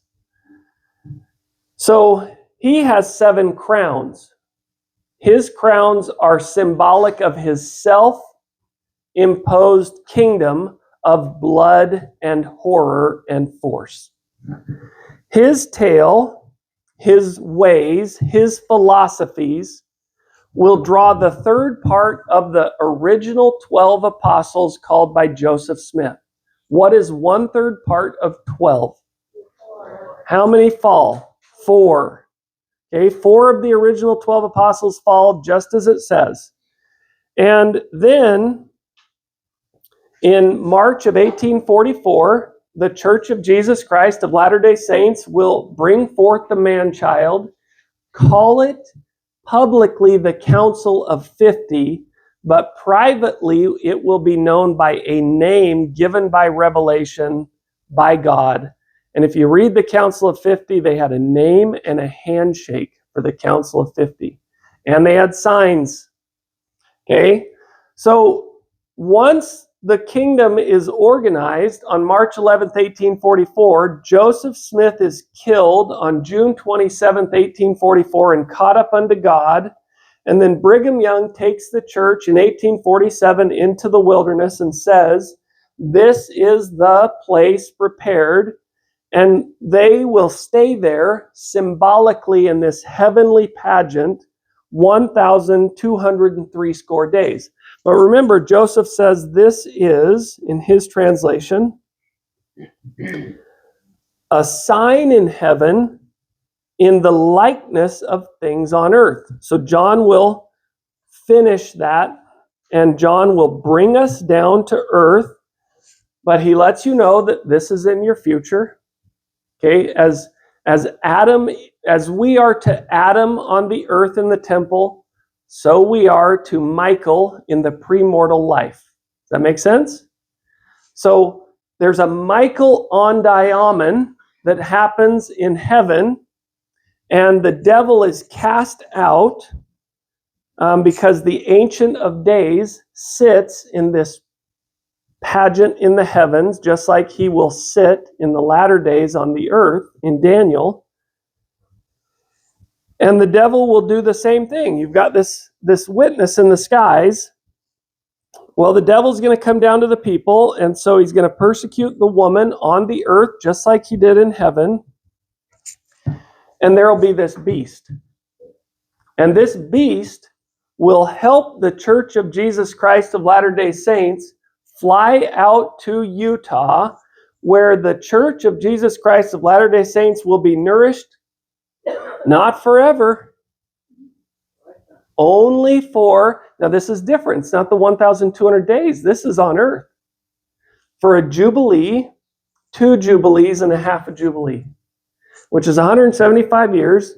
You declare a jubilee when you go into the land, according to Leviticus. You celebrate the jubilee 50 years later. Anthony Lund will get up in general conference as an apostle and say, in 1897, this is our jubilee year. So you have till 2022. That's when it's over. That's when the nourishment period ends. And then you got to get to your places of security. Why? Because the grape harvest starts. Summer's here. It's not safe to be the wheat anymore. The wheat's already gathered. The wheat and the tares were divided during COVID. Did you get personal revelation or not? If you don't get personal revelation, you will not survive spiritually. Wheat and the tares are separated. It's over. And now the grape harvest has started by 2022, and that's the harvest of wrath. That's the summer harvest that's really short, and all you need is enough wine to fill 6 barrels. And how fast does the Lord fill those 6 barrels? He literally turns the water to wine just by touching them. He does the work in the gathering of wrath. He comes forward and does the greatest miracles that have been seen since when? This is all President Nelson. Right? This is all his general conference talks. And so now, remember, this is just telling you how long you have. We're not in 2022 yet. We're still back in 1847. And it was the United States of America that gave the Council of 50 permission to go to the territory of Utah, Arizona, Utah, and Idaho, and create a kingdom called the territory or state of Deseret. And what happens almost immediately after they get there? The United States government starts to wage war against the Mormons in Utah. Does John see that? Of course he does. And John says, don't worry. The woman, the church, will be protected for that 175 years. But what's going to happen in that 175 years? Well, the dragon's going to make war because ultimately he wants the remnant. How many people show up at Bountiful in the Book of Mormon? 2,500. What is it? Why do you say that? 2,700 people really constitute the state. Seriously? I didn't know that. So that means the 5,000 was 2 stakes. And only half of the 5,000 make it. 1 stake out of 2. 1 stake out of every 2. That's interesting. Thank you.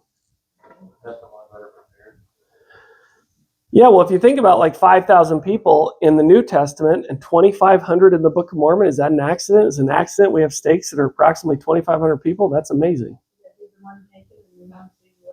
Maybe, right? The conversions get 5 ready. Yeah. Oh, that's awesome. Okay, so 1847. What's going on in America? See, everything you've been taught about history is a lie. Everything. And the lie is so big, it's not politically correct to confront it. And if you do confront it, you will be mocked and told to stop talking because the lie is that big. Okay, so let's explore that lie a little bit. When is Joseph Smith born? Okay, when is Karl Marx born? 1818. When is the Second American War? 12. Okay, what causes the war in 1812? The British decided they want to take back the U.S. And who are they funding to do that? They're funding the Native Americans who want to stop expansion of the colonists from taking any more native land. So you got the British funding the arming of the Native Americans and inciting them to fight against the colonies. What does that cause the colonies to want to do? Fight back. Who tends to use blood and horror? Okay, so already right at the beginning of the nation, the devil's trying to get people to kill each other, and to not just kill each other in the land you're living in, but kill the other people who are funding the other people to create war everywhere. Okay, he's already doing that by 1812. What's the problem the United States has with this war of 1812? They can't fund it. So they need a central bank. So they create one. Alexander Hamilton was a champion of central banking. And then it gets sunsetted, goes away, and the War of 1812 happens, and they're like, we need another bank. So they create the Second Bank of the United States. Andrew Jackson comes along and he's like, I am not going to support central banking. Okay? So Andrew Jackson vetoes the bill of the war in 1812. Now, why would, do you notice what we just did? We just recited fake history. The British are not coming after America because they want America back. They're coming after America to destroy the gospel of Jesus Christ and to prevent the Lord from restoring it through Joseph Smith, because Joseph Smith was born 7 years previous to that. 1776 didn't happen so people could be free. 1776 happened so the Lord could restore the gospel of Jesus Christ. Thomas Jefferson knew this. He wrote it in his journals. He talked about finishing the divine work that they had started by creating the groups of 10 within the counties according to the law of Moses, so that someday the true gospel of Jesus Christ could be restored, but he would not live long enough to see it. You don't get taught that in school, but it's in his own journals. George Washington wrote to a friend that he knew the Illuminati and the Jacobins had infiltrated the United States of America in a conspiracy to take over the body politic. That's George Washington. It's in a letter in the Library of Congress. Why don't you get taught that in school? So the Lord wins the freedom of the colonists to restore the gospel. The devil knows Joseph is born in 1805. He's got one more chance to go kill everybody to stop Joseph Smith from being born and restoring the gospel. And he fails. But the American independent banking system doesn't survive Andrew Jackson. Who is Andrew Jackson's right-hand man? It just, ta-da. One of our favorites, if you know LDS history. Joseph's like, hey, they're killing us in Missouri. And Martin Van Buren's like, sorry, the Constitution doesn't protect you from murder. I can't help you. He was Andrew Jackson's right-hand guy. Andrew Jackson is the one who got rid of central banking. Did you know the head of the Second Bank of the United States was a super patriot Christian? Now, I don't agree with central banking, okay? But if you're going to have central banking, who do you want in charge? Patriotic Christians, okay? Andrew Jackson didn't like that. He vetoes the new bank, the second bank. Second bank goes away, and guess what Andrew Jackson does? Takes all the deposits and hands them out to all of his friends. He is the worst of all the presidents when it comes to graft and corruption. Everything he doles out is going to lobbyists and friends. It's like the original lobbyists, okay? Now, before we go here, let's go back to Daniel. Daniel sees in the last days there will be a kingdom, the statue, gold head, silver shoulders and arms, brass torso, iron legs, and feet made of iron and clay. He says, in the days of the feet, in the days of these kings will the God of heaven set up a kingdom that will never be thrown down and never be given to another people. Well, when does that happen? How many toes are on 2 feet? Okay, 1, 2, 3, Joseph Smith is born. 4, 5, God the Father appears to Joseph. 6, the Book of Mormon is returned. 7, the church is organized. 8, the Missouri period of time.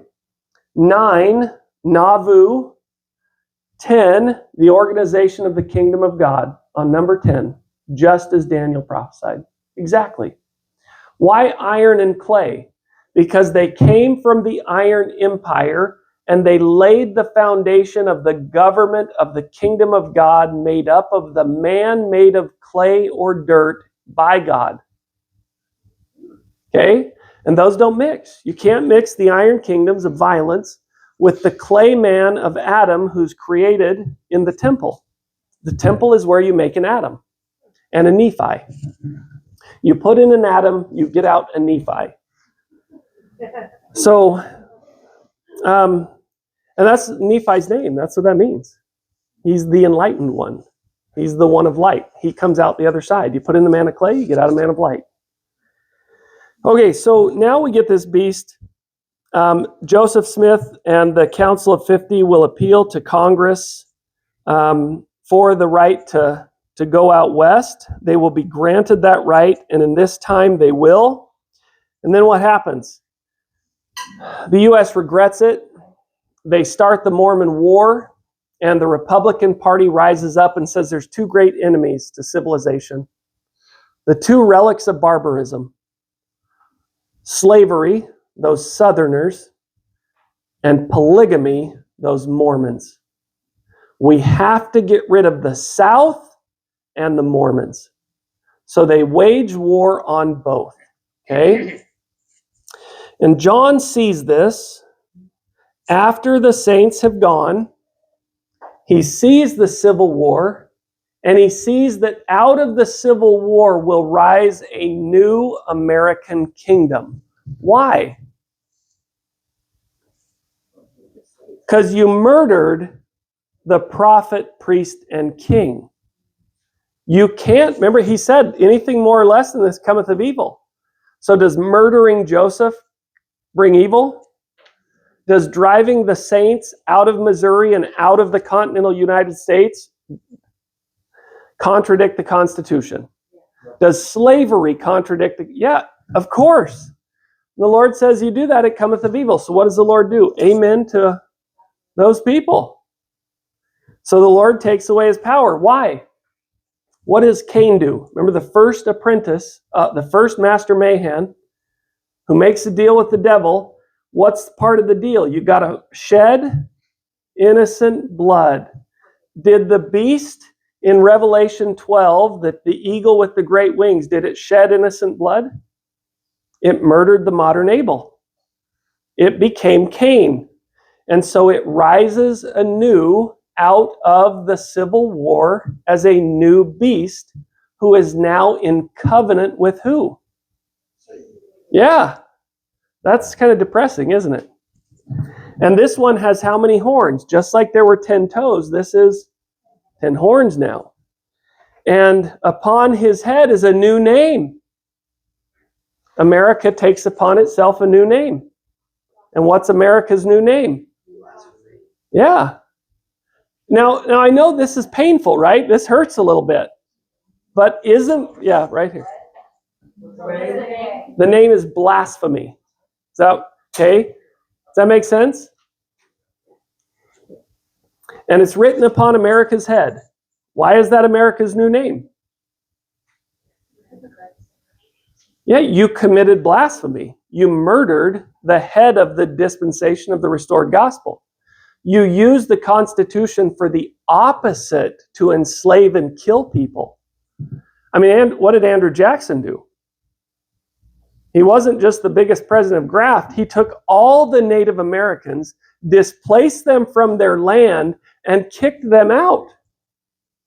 That's horrible. And we just kind of look at that and we're like, that was a sad point of our history. No, it was a history where we literally committed blasphemy against the Constitution and lost the blessing of the Lord. If you go read the documents by the early brethren out in Utah, they are saying America fell. They're not saying, hey, the Constitution hangs by a thread. They're saying it was hanging by a thread and it fell. And America will be destroyed. That's what they're saying in the old records of the church. Heber C. Kimball, Orson Pratt, all those guys are like, it's over. And we're all like, it's not over yet. The Constitution has to hang by a thread still. No, it did, and it was destroyed. That time's come and gone. Now watch how John does this, okay? And the beast which I saw was like unto a leopard, a bear, and a lion.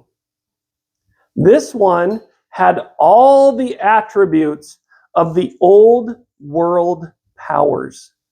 What is unique about the Civil War? What kind of war was waged in the Civil War? For the first time, industrial warfare was waged. Machine guns, iron ships, cannons that killed lots of people. And Joseph sees that in the prophecy of the Civil War in D&C 87. Where he says, at this point, war will be poured out upon the earth. Who becomes the world superpower after the Civil War? How? By making the deal to reign with blood and horror. The deal that Cain made by killing innocent blood. Okay, so we see one of the heads. Now, how does this happen? How does America become this superpower? Well, Abraham Lincoln is assassinated. The old head is killed, okay? The head of the old beast that the Lord, remember the Lord says in Daniel, I can raise up the kingdoms, I control them. So the Lord raises up the first kingdom, we kill it off, its head is decapitated, and all of a sudden America recovers from the Civil War. The deadly wound is healed. And who becomes the first horn of the new kingdom? After you cut the head off of the old kingdom by making the deal with the devil, the first president, the first horn is right there. Okay, when does Utah become a state? Okay, 1896. Are all things copacetic? No. What's going on between 1896 and 1907? They're still solemnizing plural marriages, one of the twin relics of barbarism. Remember, we got to get rid of the South, and we got to get rid of those Mormons. Why would you want to do that? I can see why you'd want to stop slavery, but why do you care about the Mormons? Why do you equate Mormons to slavery? There's two evils left in the world: slave owners and Mormons, right? So we got to go kill all the slave owners and then go get, and do they send an army? Absolutely they do. Okay, so the first president, the first horn. Okay, now let's go back even farther. Why would you do that? War of 1812, Second Bank of the United States. What's the problem? No central bank. Okay, so Andrew Jackson's like, I'm not going to do that. We're going to farm it all out to my friends. And it creates the first American Depression in the 1830s. Which economy becomes the most powerful in the 1830s and 40s? The South. Why? The South is a commodity-based economy, and their commodities are gold and silver, cotton, and slaves. That's bad. Slaves. They are the biggest economy. They're creating a lot of the economic power in the United States. Is that a threat to the North? You better believe it. Who's the other powerful economy? It's this crazy dude in Illinois named Joseph Smith, who has built a city bigger than Chicago, more economically prosperous than Chicago, and is running for president of the United States. Can a central banking system in the United States afford to have two independent commodity-backed economies? So to have a good, strong central bank, you got to get rid of your competition, the slave owners and the Mormons. Okay, so post-Civil War, we got one target left. What does John say that this new beast is going to do?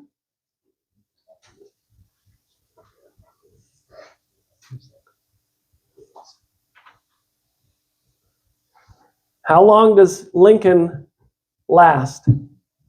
From the Emancipation Proclamation, which I think, does anybody know the date? That's the Emancipation Proclamation? Or is that the declaration of the war? So the Emancipation Proclamation to the surrender of Grant is 42 months.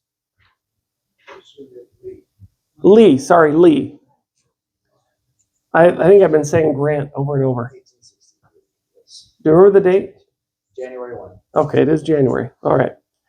Okay, he opens his mouth to commit blasphemy. After they solve the war of the Civil War, what do? Verse 7, now we're going to go after those dirty Mormons. We're going to go make war with the saints. And what's going to happen? Who's going to win? The U.S. government's going to win. This new beast.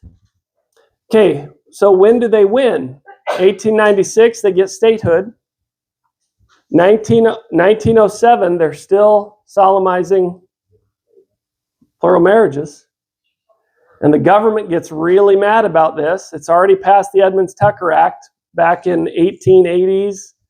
And by passing the Edmunds-Tucker Act, they turned all the brethren into criminals and removed them all from political office. Okay? So now you got all the Mormon leaders out of office. 1896, you get statehood. 1907, they're still solemnizing marriages, and the government's not happy. And so Joseph F. Smith issues a declaration in 1907, we promise we'll stop. Do you know about this? I'll show you a picture. I'm not going to go through it tonight. It's a really interesting document. It's right here. It was put in the conference report. And basically, it is the church presidency reassuring the U.S. government that our doctrine tells us to be at peace with you and be subject to governments, kings, however that goes, right? So 1907, they issued this, and in 1909, the first president of the United States will make a visit to Utah and basically welcome Utah into compliance. And guess who that president is? And you got to read the talk. It's super condescending, super hypocritical. It's Taft. Okay? So how many horns? After you get the head cut off and the new beast rises, they'll go to war with the saints. 1, 2, 3, 4, 5, 6, 7, 8. I counted him twice. 8, 9, 10. That's Taft. That's the guy who comes to Utah and basically says, welcome. Thanks for joining the secret combination. Okay, you see why he's 10? Because Grover Cleveland twice. One horn twice. The first one's Andrew Johnson. And you ought to study the history of what happens after the Civil War with Ulysses S. Grant and Johnson. Just go look at that. Just go study all that stuff. It's pretty fascinating. And study it from the perspective of the Book of Mormon and Gadianton robbers and secret combinations and dualities of Nephites and Lamanites. And watch how correct the Book of Mormon is.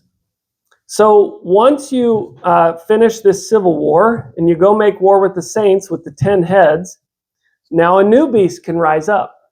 You've squashed the two economies, right? By 1909. What happens in 1910? Come on, you guys. Where's my conspiracy theorist?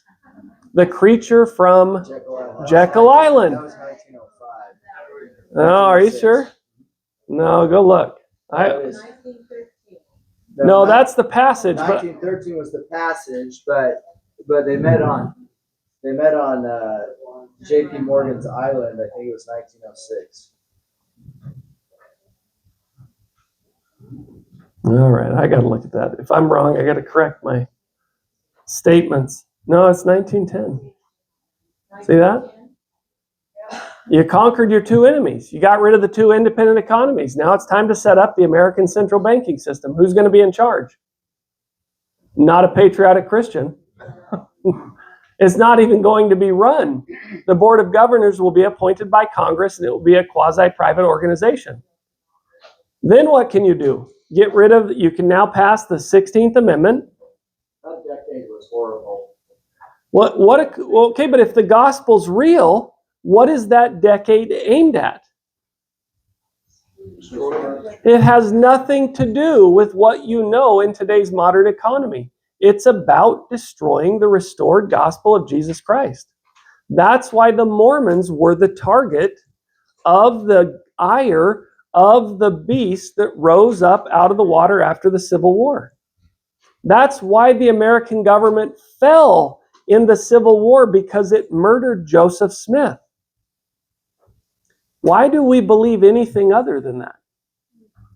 Why do we believe this narrative that we've been taught by public schools?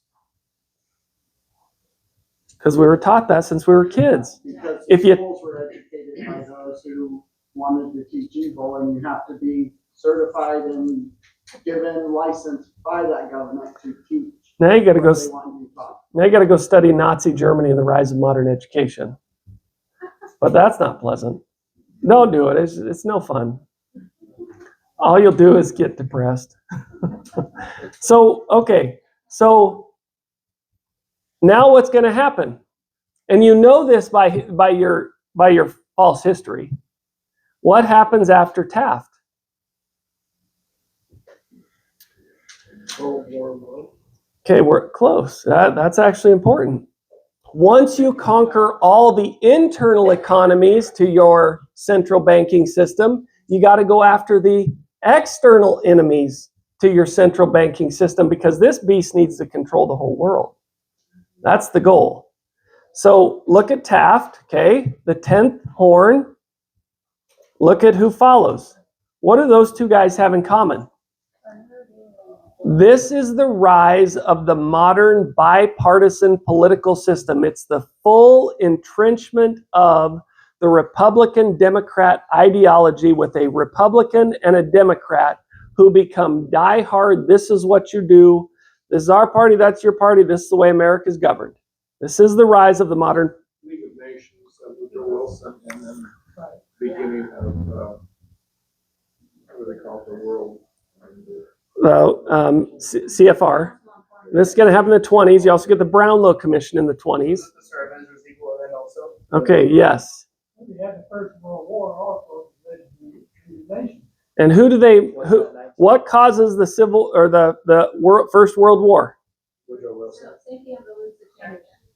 And what's the assassination, and what was he about to do? He was about to change the monarchy to a constitutional republic. Look up who killed him. It's communist. That's funny. The Red Dragon that rose up around the time of Joseph Smith that introduced a populist government around the world and created an Eastern prophet based upon the idea of murder and the elimination of theology and religion was Karl Marx. And the Lord gave a prophecy to Joseph Smith: send a bunch of missionaries over to the East and tell them to get out of there and come to the West.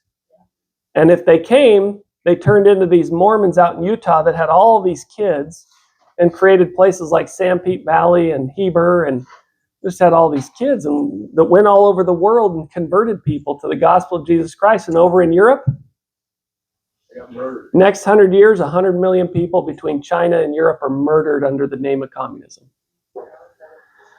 So these two guys, okay, are the rise of the modern Republican and Democrat Party. Look at verse 8. 11. What comes after the 10th horn? After the 10th horn.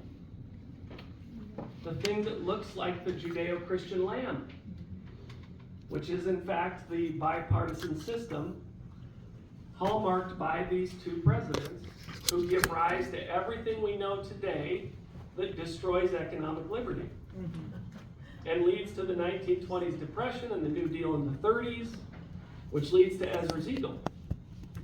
And John sees all this. And John's like, hey, this beast that you've allowed to rise up in the place of the one God created, by the way, it's going to become a world superpower who gains the power to make fire come down from heaven. When does America conquer the skies? When are the Wright brothers? 1911. Interesting. All this after 1909. Just like the Book of Mormon seems to predict with the reign of the judges, 60% of the Book of Mormon focuses on the reign of the judges. Okay, he that deceiveth them, look at what else happens with this new government. He has power to give life unto, watch the pronouns here, watch the language. Okay, he, who's he? He's the beast like the lamb with the two horns. And he, the lamb beast, the lamb beast has power to give life unto himself, his own image. That the image of himself should speak and cause people to worship him. How can a thing bear witness of itself and prop of itself and support itself and its own image? Who's creating the image of this thing? This is propaganda. This is a propaganda-based government. This is an intelligence community dedicated to the perpetuation of the system it's put in place, convincing you it's the lamb, so that you'll go out and do all the killing for the lamb, thinking it's the lamb, under this system of supposed freedom. What's freedom? Freedom is a bipartisan system where you have to be a Democrat or a Republican. That's crazy. Yeah, sure. But we bought it. I grew up perpetuating that. I was a dyed-in-the-wool conservative Republican. And all the problems in the world were not my fault. They were the Democrats' fault. And that was such a convenient lie to believe, because then I could pat myself on the back. And what does this government do starting in 1909, 1910, 1913, 16th Amendment, 17th Amendment? It takes everybody, everyone, all. He doesn't say some, he says all.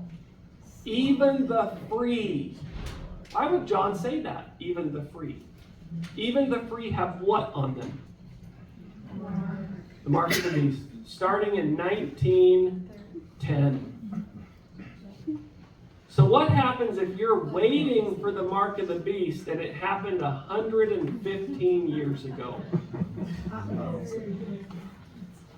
What a great deception to convince people that they haven't even seen the thing that happened 115 years ago, because the very people who believe that they're part of the restored gospel of Jesus Christ don't believe it's important enough to merit a worldwide conspiracy against it. So nothing's about us, right? It's all about America. It's all about everybody. It's all about Washington, D.C. It's not. It's all about the Church of Jesus Christ of Latter-day Saints. And President Hinckley got this. And President Hinckley bore witness of this in a talk he gave in 2001 October after the fall of the Twin Towers. Go read that, and it says how basically that was targeted at the church to bring down the church. Because he understands the conspiracy. Now this leads us to Ezra's eagle. And I'm not going to spend a lot of time on Ezra's eagle, but You know all those Christians who are like, hey, you Mormons aren't Christian because you removed stuff from the Bible and you added stuff to the Bible. Well, that's what they did with this. This is in, Mitch, my friend, gave me a 1609 Geneva Bible to study. And in it is the second book of Ezra. In 1610, 12, 20, 1700, 1776, 1820, the second book of Ezra is in the King James Version of the Bible. And the Christians removed it from the Bible. And then they tell us that we're not Christians when we bring the Book of Mormon into the picture. But this is part of the original Bible. It was there for the whole time, since the Bible existed as we know it today. And Ezra picks up right where John leaves off. It tells you how America's new beast kingdom, which is in league with the devil, will become a world superpower because of the blood covenant it made with the devil to murder Joseph Smith and to expel the saints and to kill them if they ever tried to go to Missouri. Why would America support the murder of the saints in Missouri?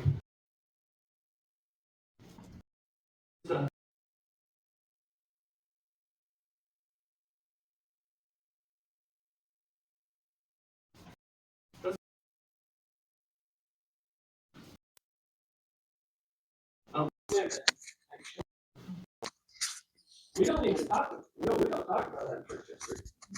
You know that happened? And the brethren are just too collected and good natured. I've been off mic the whole time. Or maybe that's For a little good. bit. Okay, so what if everything you know about history is a lie? How big would the lie be? What happened to that guy? Why? He's meddling with the international system. That's huge. Or that's huge. And we got a guy right now meddling with. What happened to him? Okay. Jump all this. Because this just, Ezra's take too much time to do this. But I want to talk about that. First Daniel chapter 4. Okay. After this,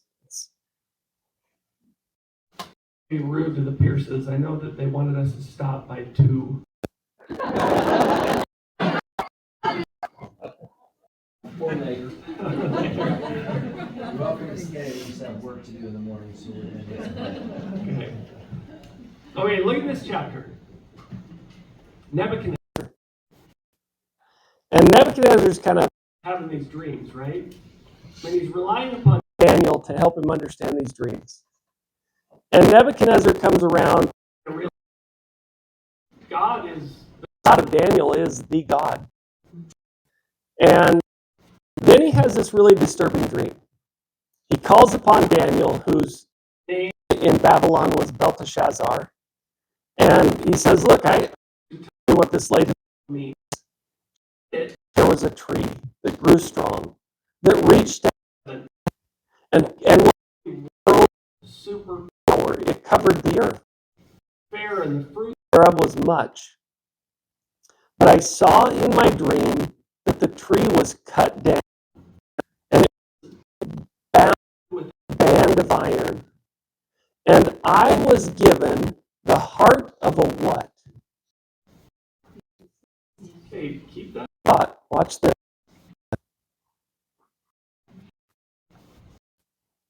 What book are you in? This is Daniel chapter 7.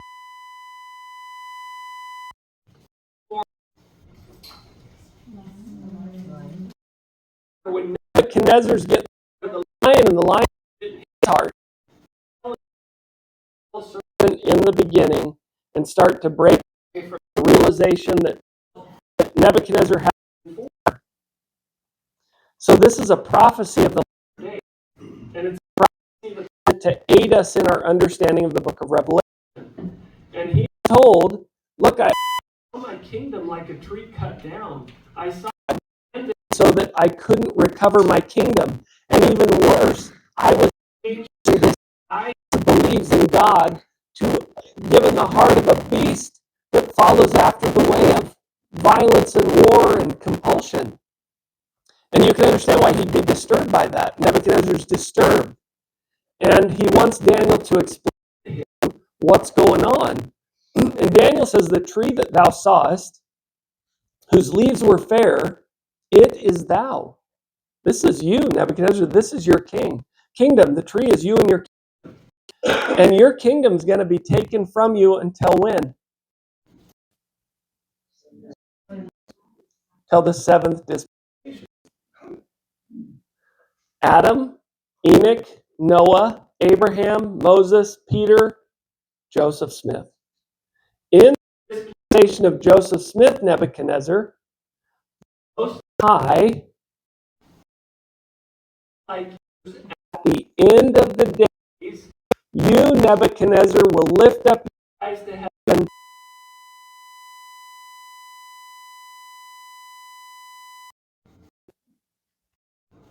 Who's Nebuchadnezzar? Who rules over the feathered eagle kingdom of the last days recently?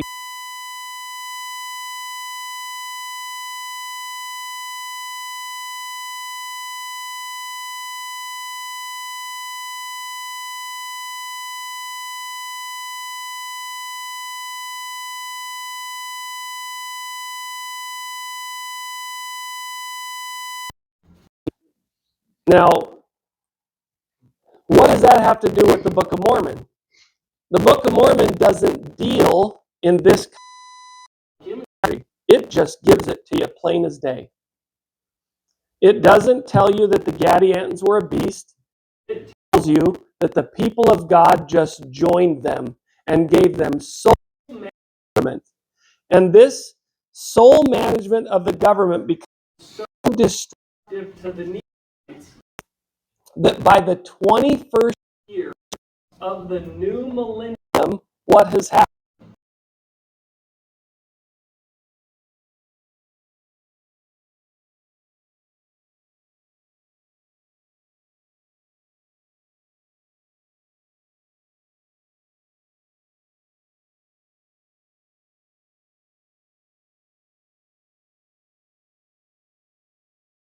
Four-year election cycles at the end of the book of right before Christ comes.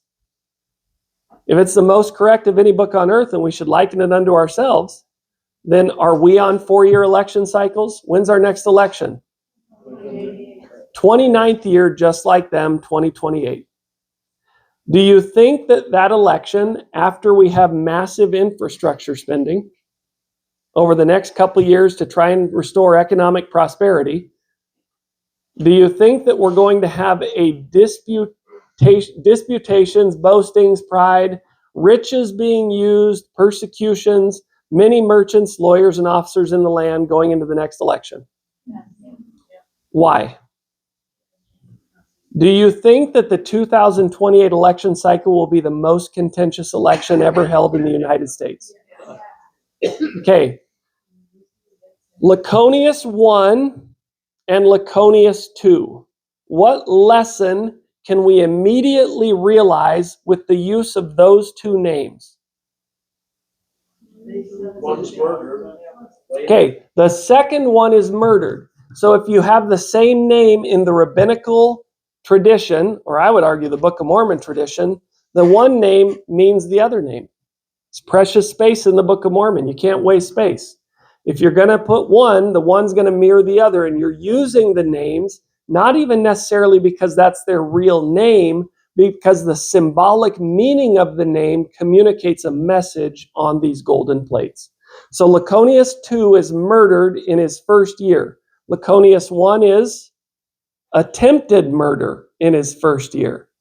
Laconius 2 has many testifiers of Christ murdered secretly to cover the conspiracy. Laconius 1, some murders secretly to cover up a conspiracy.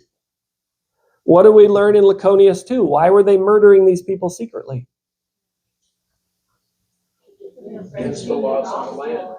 It was against the law to kill them, but what were they doing that was upsetting these people? Who are the people that were upset? Judges, high priests, lawyers. Okay, what is a chief judge in the Book of Mormon? It's not what you think of as a judge. It's an elected official. These guys who are elected, along with their high priest friends and their lawyer friends, are secretly murdering people who do what? Okay, notice the and, okay? Look at that and right there. Does an and mean anything? So what are they doing? They're, one, testifying of the sins and iniquity of who? And who's using the people's power to commit murder secretly? The government here. It's the government. And it's Jacob's side of the government versus Laconius's side of the government. And Laconius is in power, and Laconius just indicted Bolton and Comey. And so you got to murder the people who can reveal the higher ups of the conspiracy, but Laconius finds out they're murdering them, and he wins the next election through his son, and that means we can continue the prosecutions against Jacob's team. And Jacob's like, oh man, if they're given 4 more years to prosecute us, we are all toast. We have to kill these people. So in 2025, under Laconius 1, do we have political assassinations occurring? Yes. What happens in Laconius 2? It's worse. They succeed in murdering Laconius 2 because of these things. And because they want to stop the testimonies against them, they begin to secretly murder them. That goes up to Laconius, and Laconius doubles down on trying to find them, and he starts to bring them to justice for their murders. And Jacob is one of the highest up of all these guys. And Jacob is the target, but Jacob's like telling him, like, hey, we got to kill everybody. And then don't worry, after we kill them, I'm really good at flattering people. I'll convince them all to come to my side. And it doesn't work. And so what does he say? He's like, hey, we probably should get out of here. He's like, so they flee into the land northward, and the rest of the nation does what? But why? Look at this right here. They're not mad that Judeo-Christianity has failed. They're mad you destroyed their government. And the Lord is not happy that the people want that back, because he says they would rather have vomit. They would rather have their political systems than me. And so what are they doing in this time? In the 31st year, they were not a righteous, the 30th year, they're not a righteous people. Jacob has fled, and in the 31st year, okay, so that would be our 2030, which means it takes a year. They watch Laconius II get murdered. They have a secession crisis. Everybody threatens to leave the union and divide the Nephite union. And they're like, hold it together. We'll get it back together. They try to secure the union, and they can't by the end of the 31st year, and they break apart into these tribes. So imagine, if we liken this to ourselves, 2029, Laconius II takes office. They kill him. Everybody says, we're out of here because we know what's going on. We saw this in the last presidency. This is not okay. So Texas secedes, and California and Oregon and Washington get together, and Maine.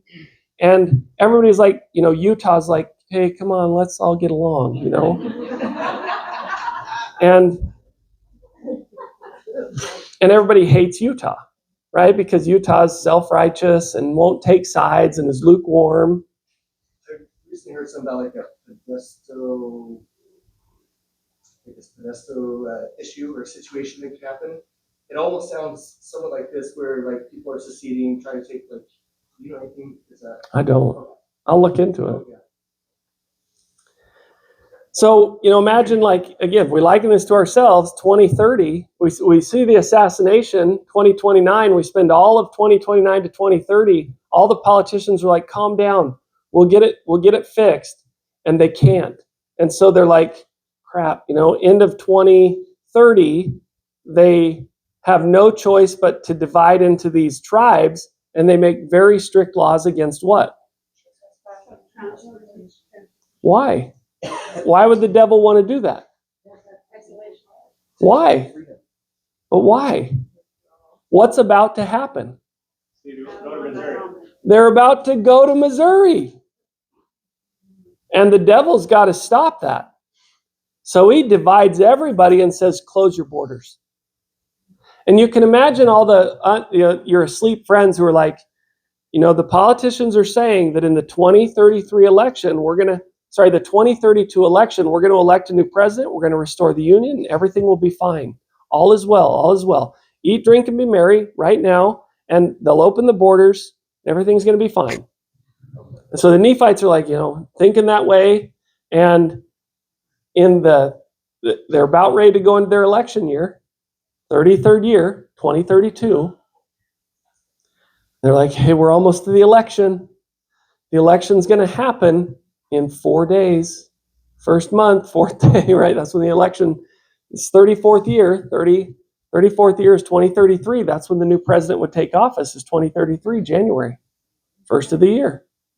Like, don't worry, we got it covered. And right as they're about to restart the whole beast up again, what's the Lord do? He's like, I got to get my people from here to Bountiful. And you've closed down all the borders, and you're about to renew the beast kingdom. And the Lord's like, no, I'm destroying it all. And in the 34th year, on the 4th day, the Lord sends a storm, such an one as never had been known, and wipes out the entire Nephite nation in 3 hours. Okay? So if we look at this language and we really, again, liken this, how do you, I'm probably wrong, okay? But I'm amazed at the parallels you can find in the scriptures. And I'm amazed at how far you can take your religious delusion. It's kind of creepy. But at the same time, like I told you, I'm in 100%. So I choose to believe this. And as I look at it, I'm like, well, what do I do? How do I prepare for that? So if we look at it, we say, well, when would you be prepared? Do you want to be prepared before the storm? Yes. Okay, and so you're prepared before the storm. Do you want to be prepared before they close the borders down? Yes. Do you want to be prepared before they assassinate the president? Yes. You see what happens if your idea is, oh no, I'm not worried about it. The prophet will tell us. And in the meantime, you got President Nelson, who's like saying it over and over again. And then you go look at the Book of Mormon, the most correct of any book on earth, and it just seems to all be right there, exactly like we're living it today. And President Benson said what about the Book of Mormon? The better than the daily news. It is. I have a question on your thoughts surrounding the 2030 and how the 29th year everything starts to break apart. Yeah. And yet the World Economic Forum has a plan on how to take away everything, and you'll love it. What a coincidence. They downplay that, but I researched that. And I went to the people who wrote the articles on that. What they said is that's not really a plan. Those are just people writing what if essays. Well, I went and studied those what if essay people. And they are all connected to very important institutions around the world that govern world government, resource control. World Economic. Yeah.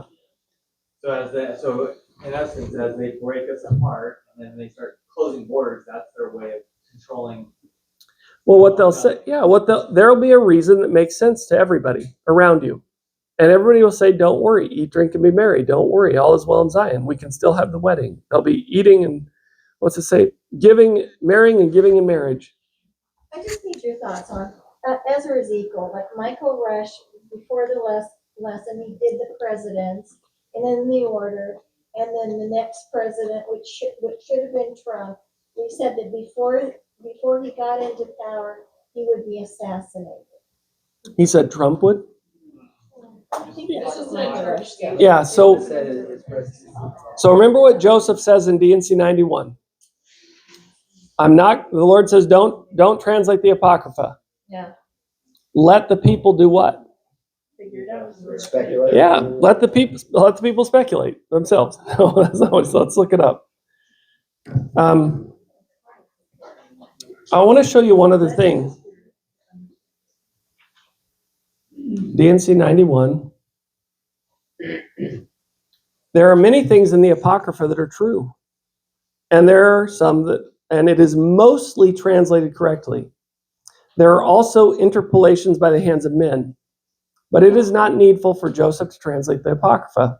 Therefore, whoso readeth, let him understand, for the Spirit manifesteth truth. Take that, and let's go back to the study helps, to the Bible dictionary, and let's go down to the Apocrypha.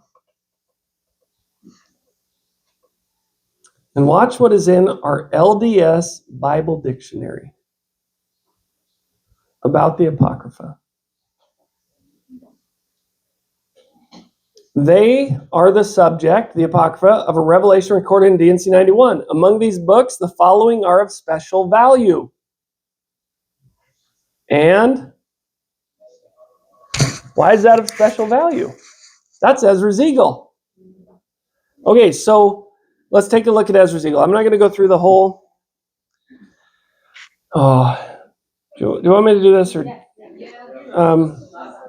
okay. How many heads are there? No. There's one. Because the one eats the others. No, there's only one head ever that exercises the power of the dragon. So when we have there's 7 heads, but there's only one. There's the one head.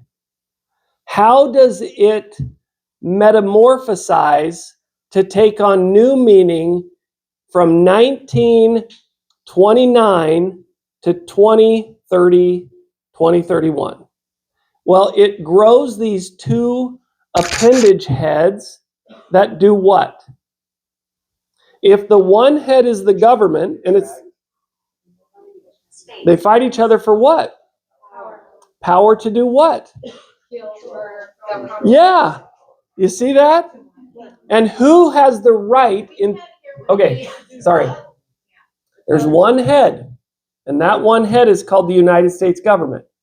And that one single head has the power to kill with immunity. It has the power to tax. It has the power to determine the fate of the people's lives. These 2 appendages will fight for what right? Just like the Gadianton robbers, they will fight for the right to exercise the sword of violence and money over people. They want the power of the central head. And so only the Republicans and only the Democrats will have the right to exercise that power. And if you want that power, you have to join one of those heads. Does that make sense? What about where they eat each other? Okay, so understand that once this beast rises up out of the sea, which means it's a populist form of government to combat a populist divine government, constitutional republicanism, sort of. I'm not going to get into that tonight. There's going to be an even number of Republicans and Democrats. 7 Republicans, 7 Democrats. Right? Did you know that? And then the tail, the contrary feathers are going to try to take over the machine. And what does the head say when the tail tries to take over? It wakes up and says, "What are you doing?" The tail doesn't steer this beast. The heads steer the beast, and these guys have understood that. And whenever these guys don't understand that, we remove them, we kill them, we shoot them, and we bring them back in line. And this guy's like, nah, I'm just going to raise up my own party and call it MAGA. And I'm going to take this whole thing down because this beast dug a pit. And that pit is called dictatorial power by executive control. It's called, what's the shadow government? Oh, continuity of government, right? So that even if we get the other side who tries to take control and that guy goes senile or gets dementia, our machine kicks in to run this program. And he's like, no, I'm just going to take it over. I'm going to take the pit that you dug and I'm going to bury all of you in it. In the swamp. Yeah, but that's also the book of Revelation. The pit that they dug, which is super, we've been empowering the executive branch for 100 years. You know how the Democrats are like, no kings, right? Well, what are you talking about? That's literally what the Republicans and the Democrats dedicated themselves to creating over the last 100 years. Suddenly they're concerned. Yeah, you just didn't like the fact that your guy didn't win in the end. You wanted to fill the pit with the bodies you wanted to bury, and now he's filling it with you. And he appears to be kind of a Nebuchadnezzar Laconius, who's also not targeting the people you intended to target. Now, I'm not saying, again, that makes him good. I don't know. I don't understand how the Lord deals with these kings, but I don't need to, because I'm getting out. So this guy comes in, and once these guys start to do this, once the tail, the contrary feathers, try to take control, the heads wake up, and this guy's like, hey, I pretty much told you two that you were the only ones who could ever control these powers, and you've let this guy in. We got to kill these guys. So this guy plans to run again, and they're like, nope, we're going to give you the gift of like dementia, but you can have ice cream, and you can come down occasionally, and you can say stuff. And he's like, well, fine. Then I'm going to foil all your plans, right? If you won't let me be this one, because they wake up and they eat up these two. The Latin word is comedit. And the original translation of 2nd Esdras is in Latin. So remember Joseph, the Lord says you got to translate this correctly. It's not translated correctly. They don't get eaten up. An eagle doesn't eat its own wings. It frets them. It molts. And when an eagle molts and loses its feathers, it pecks at them to pull them out and remove them and spit them aside. That's comedit, to fret. So the eagle heads wake up, they comedit, they fret this guy and get rid of him before he can run. He's like, well, suckers, I pick her. And what do they do to her? They fret her out. And he's like, I tricked you. I'm coming back, but I set myself up over here as one of the last two, Laconius, and my son Laconius too. And we're going to rule over your broken kingdom because we know it's going down. So if anybody's going to become the dictator, I'm going to become the dictator. Okay, I don't like that, but I understand why you would do it because that's what you did. Like for 115 years, that's what we gave them to do. So he's like, I got it. I win. And Laconius too is going to win again. And this guy dies before he ever takes his second term. It dies under this guy. And it dies to the continuity of government program. And he comes in and dismisses them all, kicks out USA and says, you're all done. The whole beast is dead.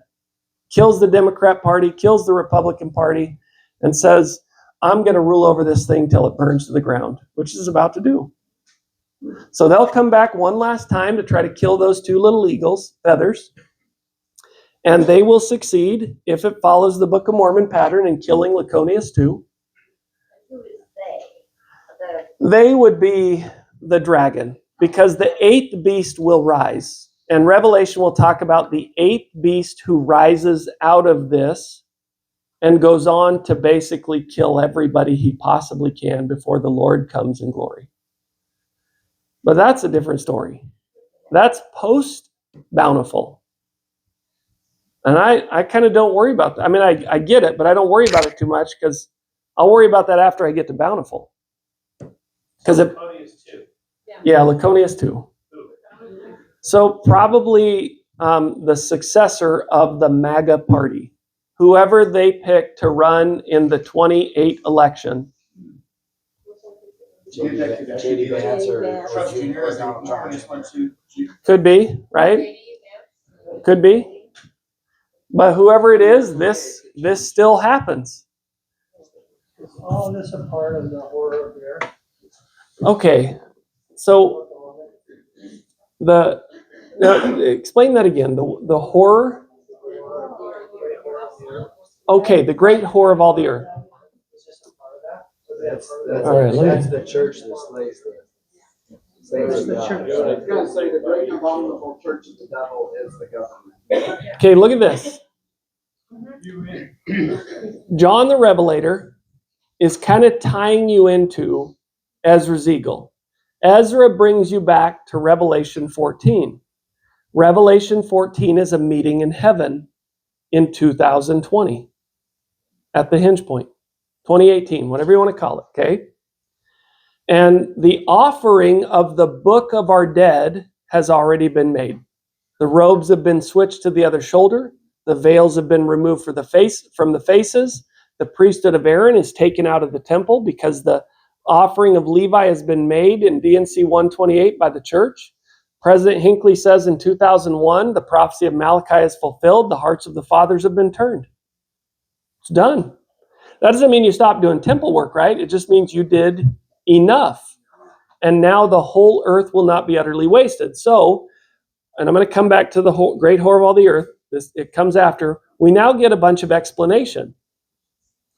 There's a big meeting up in heaven at the hinge point. And all the 144,000 are up there in heaven with the archangels. And they're like, is it time? Time to do what? Well, they're singing this song up there at this meeting. They have the angel say, it's time to take the gospel to every single nation. We're going into Africa. We're going into Dubai. You Gentiles are done. Your day's over. You've lost it. If you're not already part of the house of Israel, too late. We're going to Africa now, right? We're going out to all the Lamanites everywhere that in the third Nephi will support the church when America is trying to break it up. The hour of judgment has come. If any man worships the beast, take him out. He loses the blessings completely now. I've given you 115 years to get the mark of the beast off you since 1910. Now it's too late. If you don't have it off you, you're going to receive the indignation. Here's the patience of the saints. Here are they that keep the commandments of God and the faith of Jesus. Now that's a whole other story about gathering and listening to the prophet and doing what he tells you and getting to the temple. And I looked and beheld a white cloud, and upon the cloud one like unto the Son of Man. And he says, reap. Thrust in your sickle. The earth is ripe for what? Where is it? The harvest. The harvest of the earth. Yeah, but it's... Okay, there it is. Which harvest? The grapes. The harvest of wrath. Now all the evil and summer's here. Remember the warning in the very beginning? Well, be careful. The hour of summer will pass you by and you won't even know it came. How many of your friends don't even know the wheat harvest ended? How many friends are not believing President Nelson in what he says? We Go to 13,584. 13,584.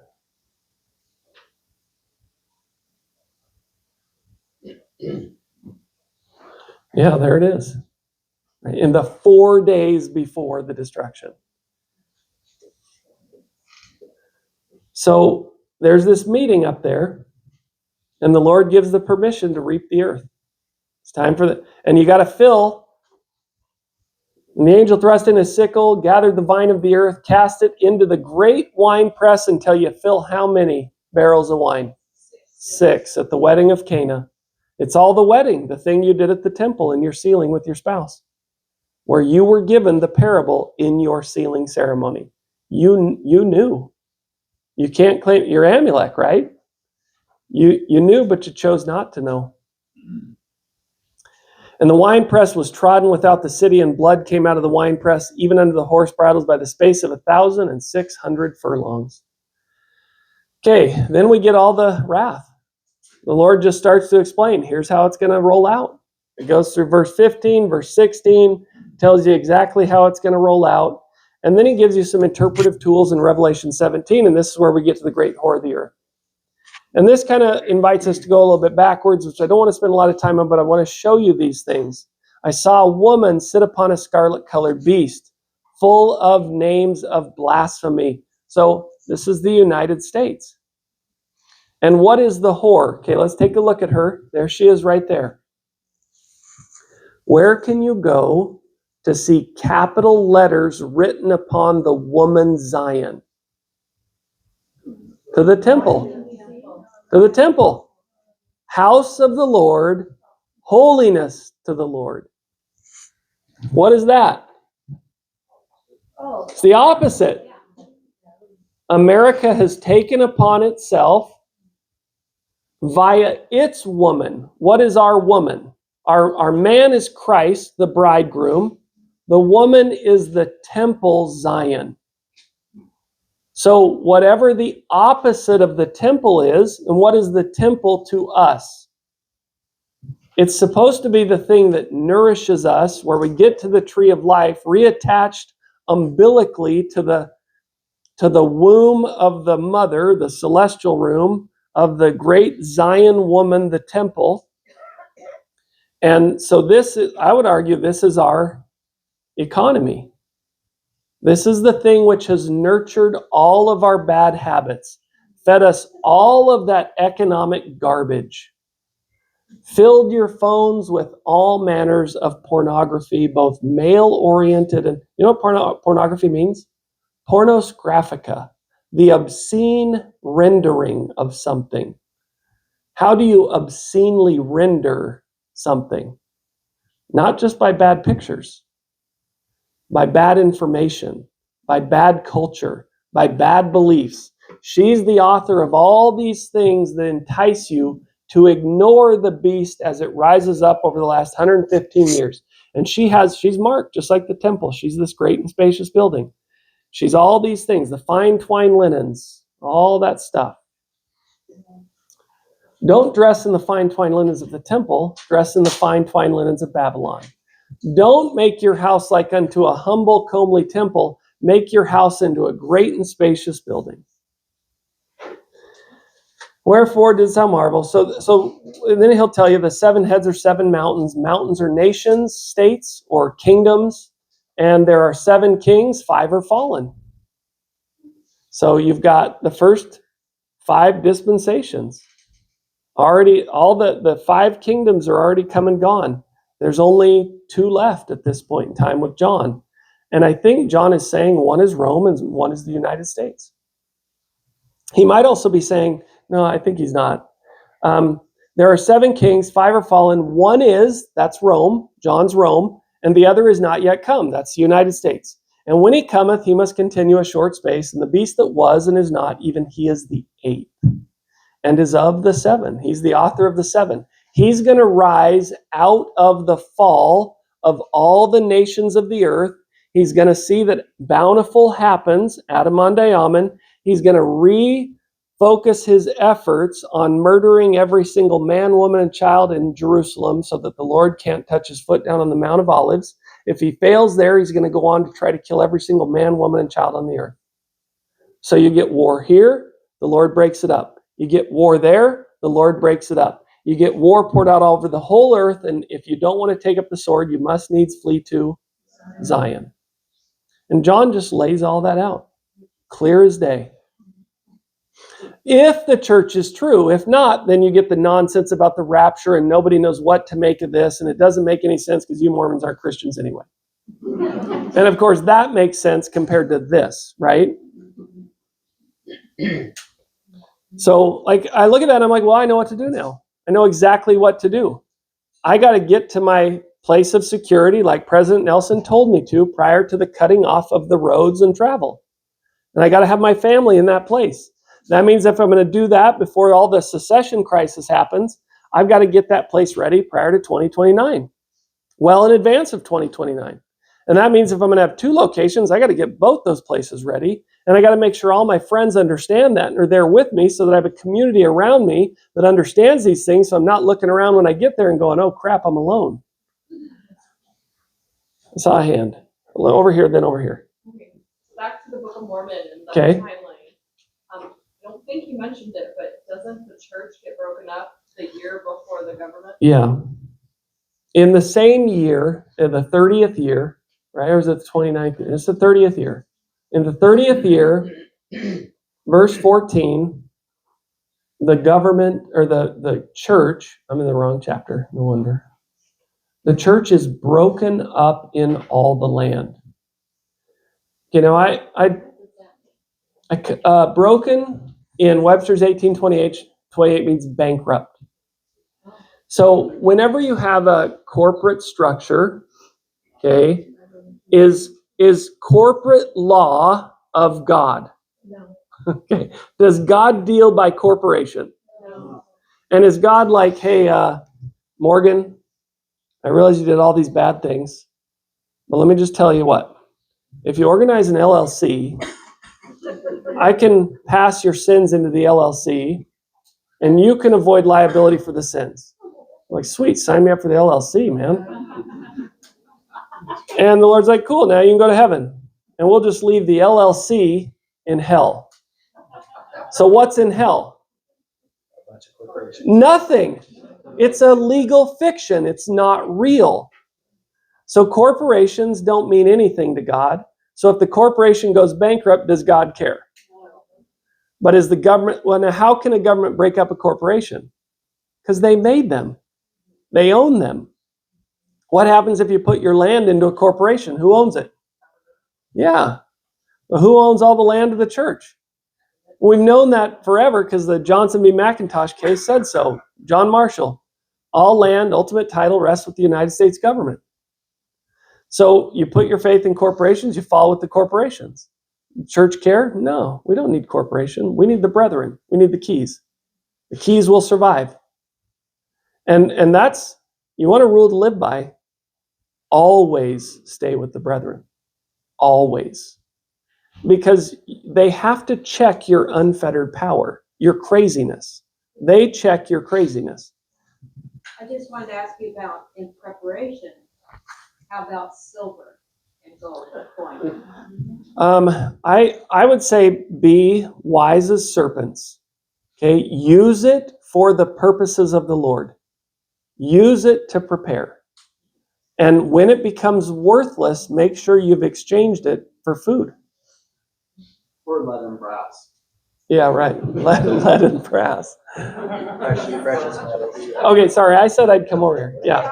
I was doing their work. Okay, I hope I can find this quote because I have a series of President Nelson quotes, and I'm glad Mitch reminded me of that because I kind of forget to do these lately, and to me, these are the most powerful. Okay, this is President Nelson. All of these are President Nelson. as the sitting president of the church in general conference. Make a list of all the Lord's promised he will do for covenant Israel. Let's do that. In coming days, it will not be possible to survive spiritually. Leave the world behind. And then Netflix and the Obamas go make a movie called that. Creepy. Yeah, creepy. Prepare the world for the coming of his beloved Son. Time is running out. This is a hinge point. Men's hearts will fail them. Peace will be taken from the earth, and calamities will befall mankind. These are the calamities foretold by Samuel, Howard W. Hunter. We live in the time prophesied when all things shall be in commotion. That's the grape harvest. So the wrath is being poured out. As turmoil rages around us, we need to create places where we are safe both physically and spiritually. It is now time, this is the one that Mitch made me think of. It is now time that we each implement extraordinary measures, perhaps measures we have never taken before, to strengthen our personal spiritual foundations. Unprecedented times call for unprecedented measures.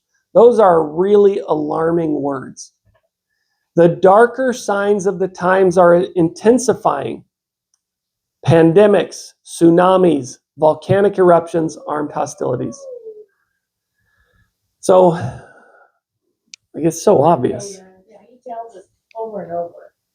President Eyring, in one of his, I think it was maybe the last general conference or one before, he said, will you be able to walk away? That got my attention. That was good. Can you walk away? Walk away from what? From everything you need to walk away. Your clothes.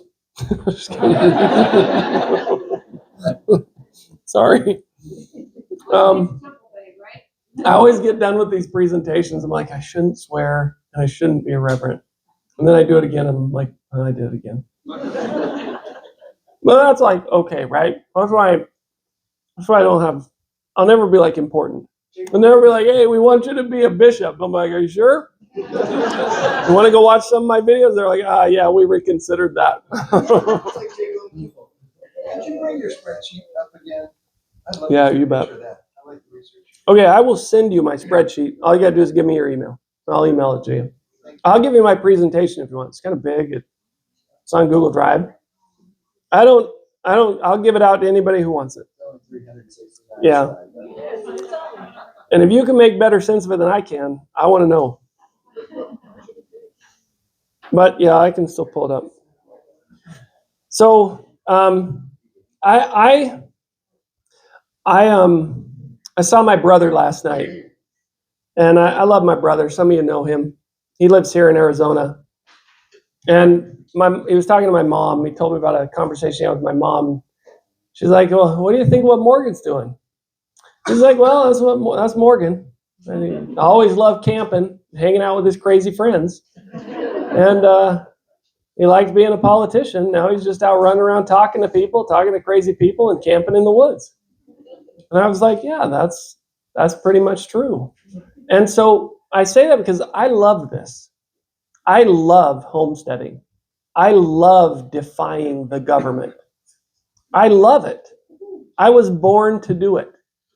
I love using my lawyer skills to fight the government. And it just makes me happy. But I don't like being a lawyer in that system. And so all of this to me, I really enjoy it.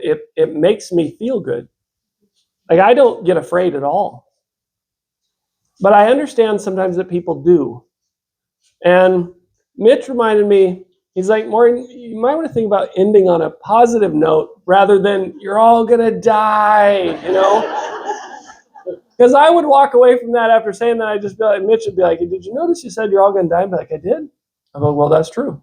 I'm like, well, maybe you shouldn't say that, right? Maybe, because they're probably not all going to die. But we might. But where did I see this? Where was it? No matter what happens, live for the Lord. And everything is and always has been. Let me ask you one to kind of bring this into perspective.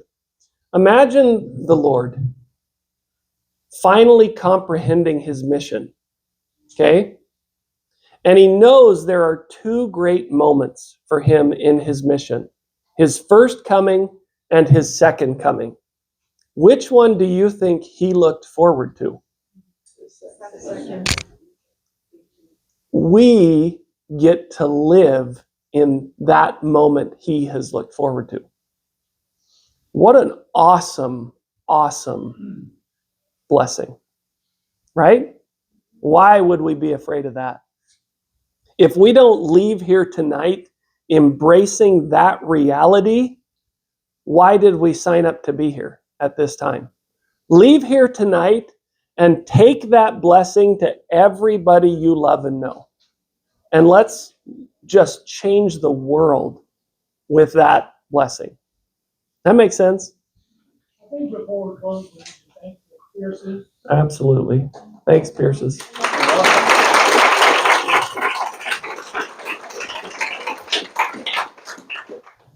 I've never met these people before, but you're awesome. Like, that's actually kind of a I met Rustin. Rustin, you remember how we met? It was through Jason Spar. He gave me your number. Do you know how long ago that was? Do you know what I wrote under your name? 3 years ago, 4 years ago. I wrote Jason Blacko. Spar's friend. And I went to Jason Spar's house in Logan like 3 years ago and did this. And here I am 3 years later getting to know you guys. You know, Dee Maynard, she texted me and said, Martin Philpot is coming to Gilbert. And she knows I have loved you. And so I went on, got tickets.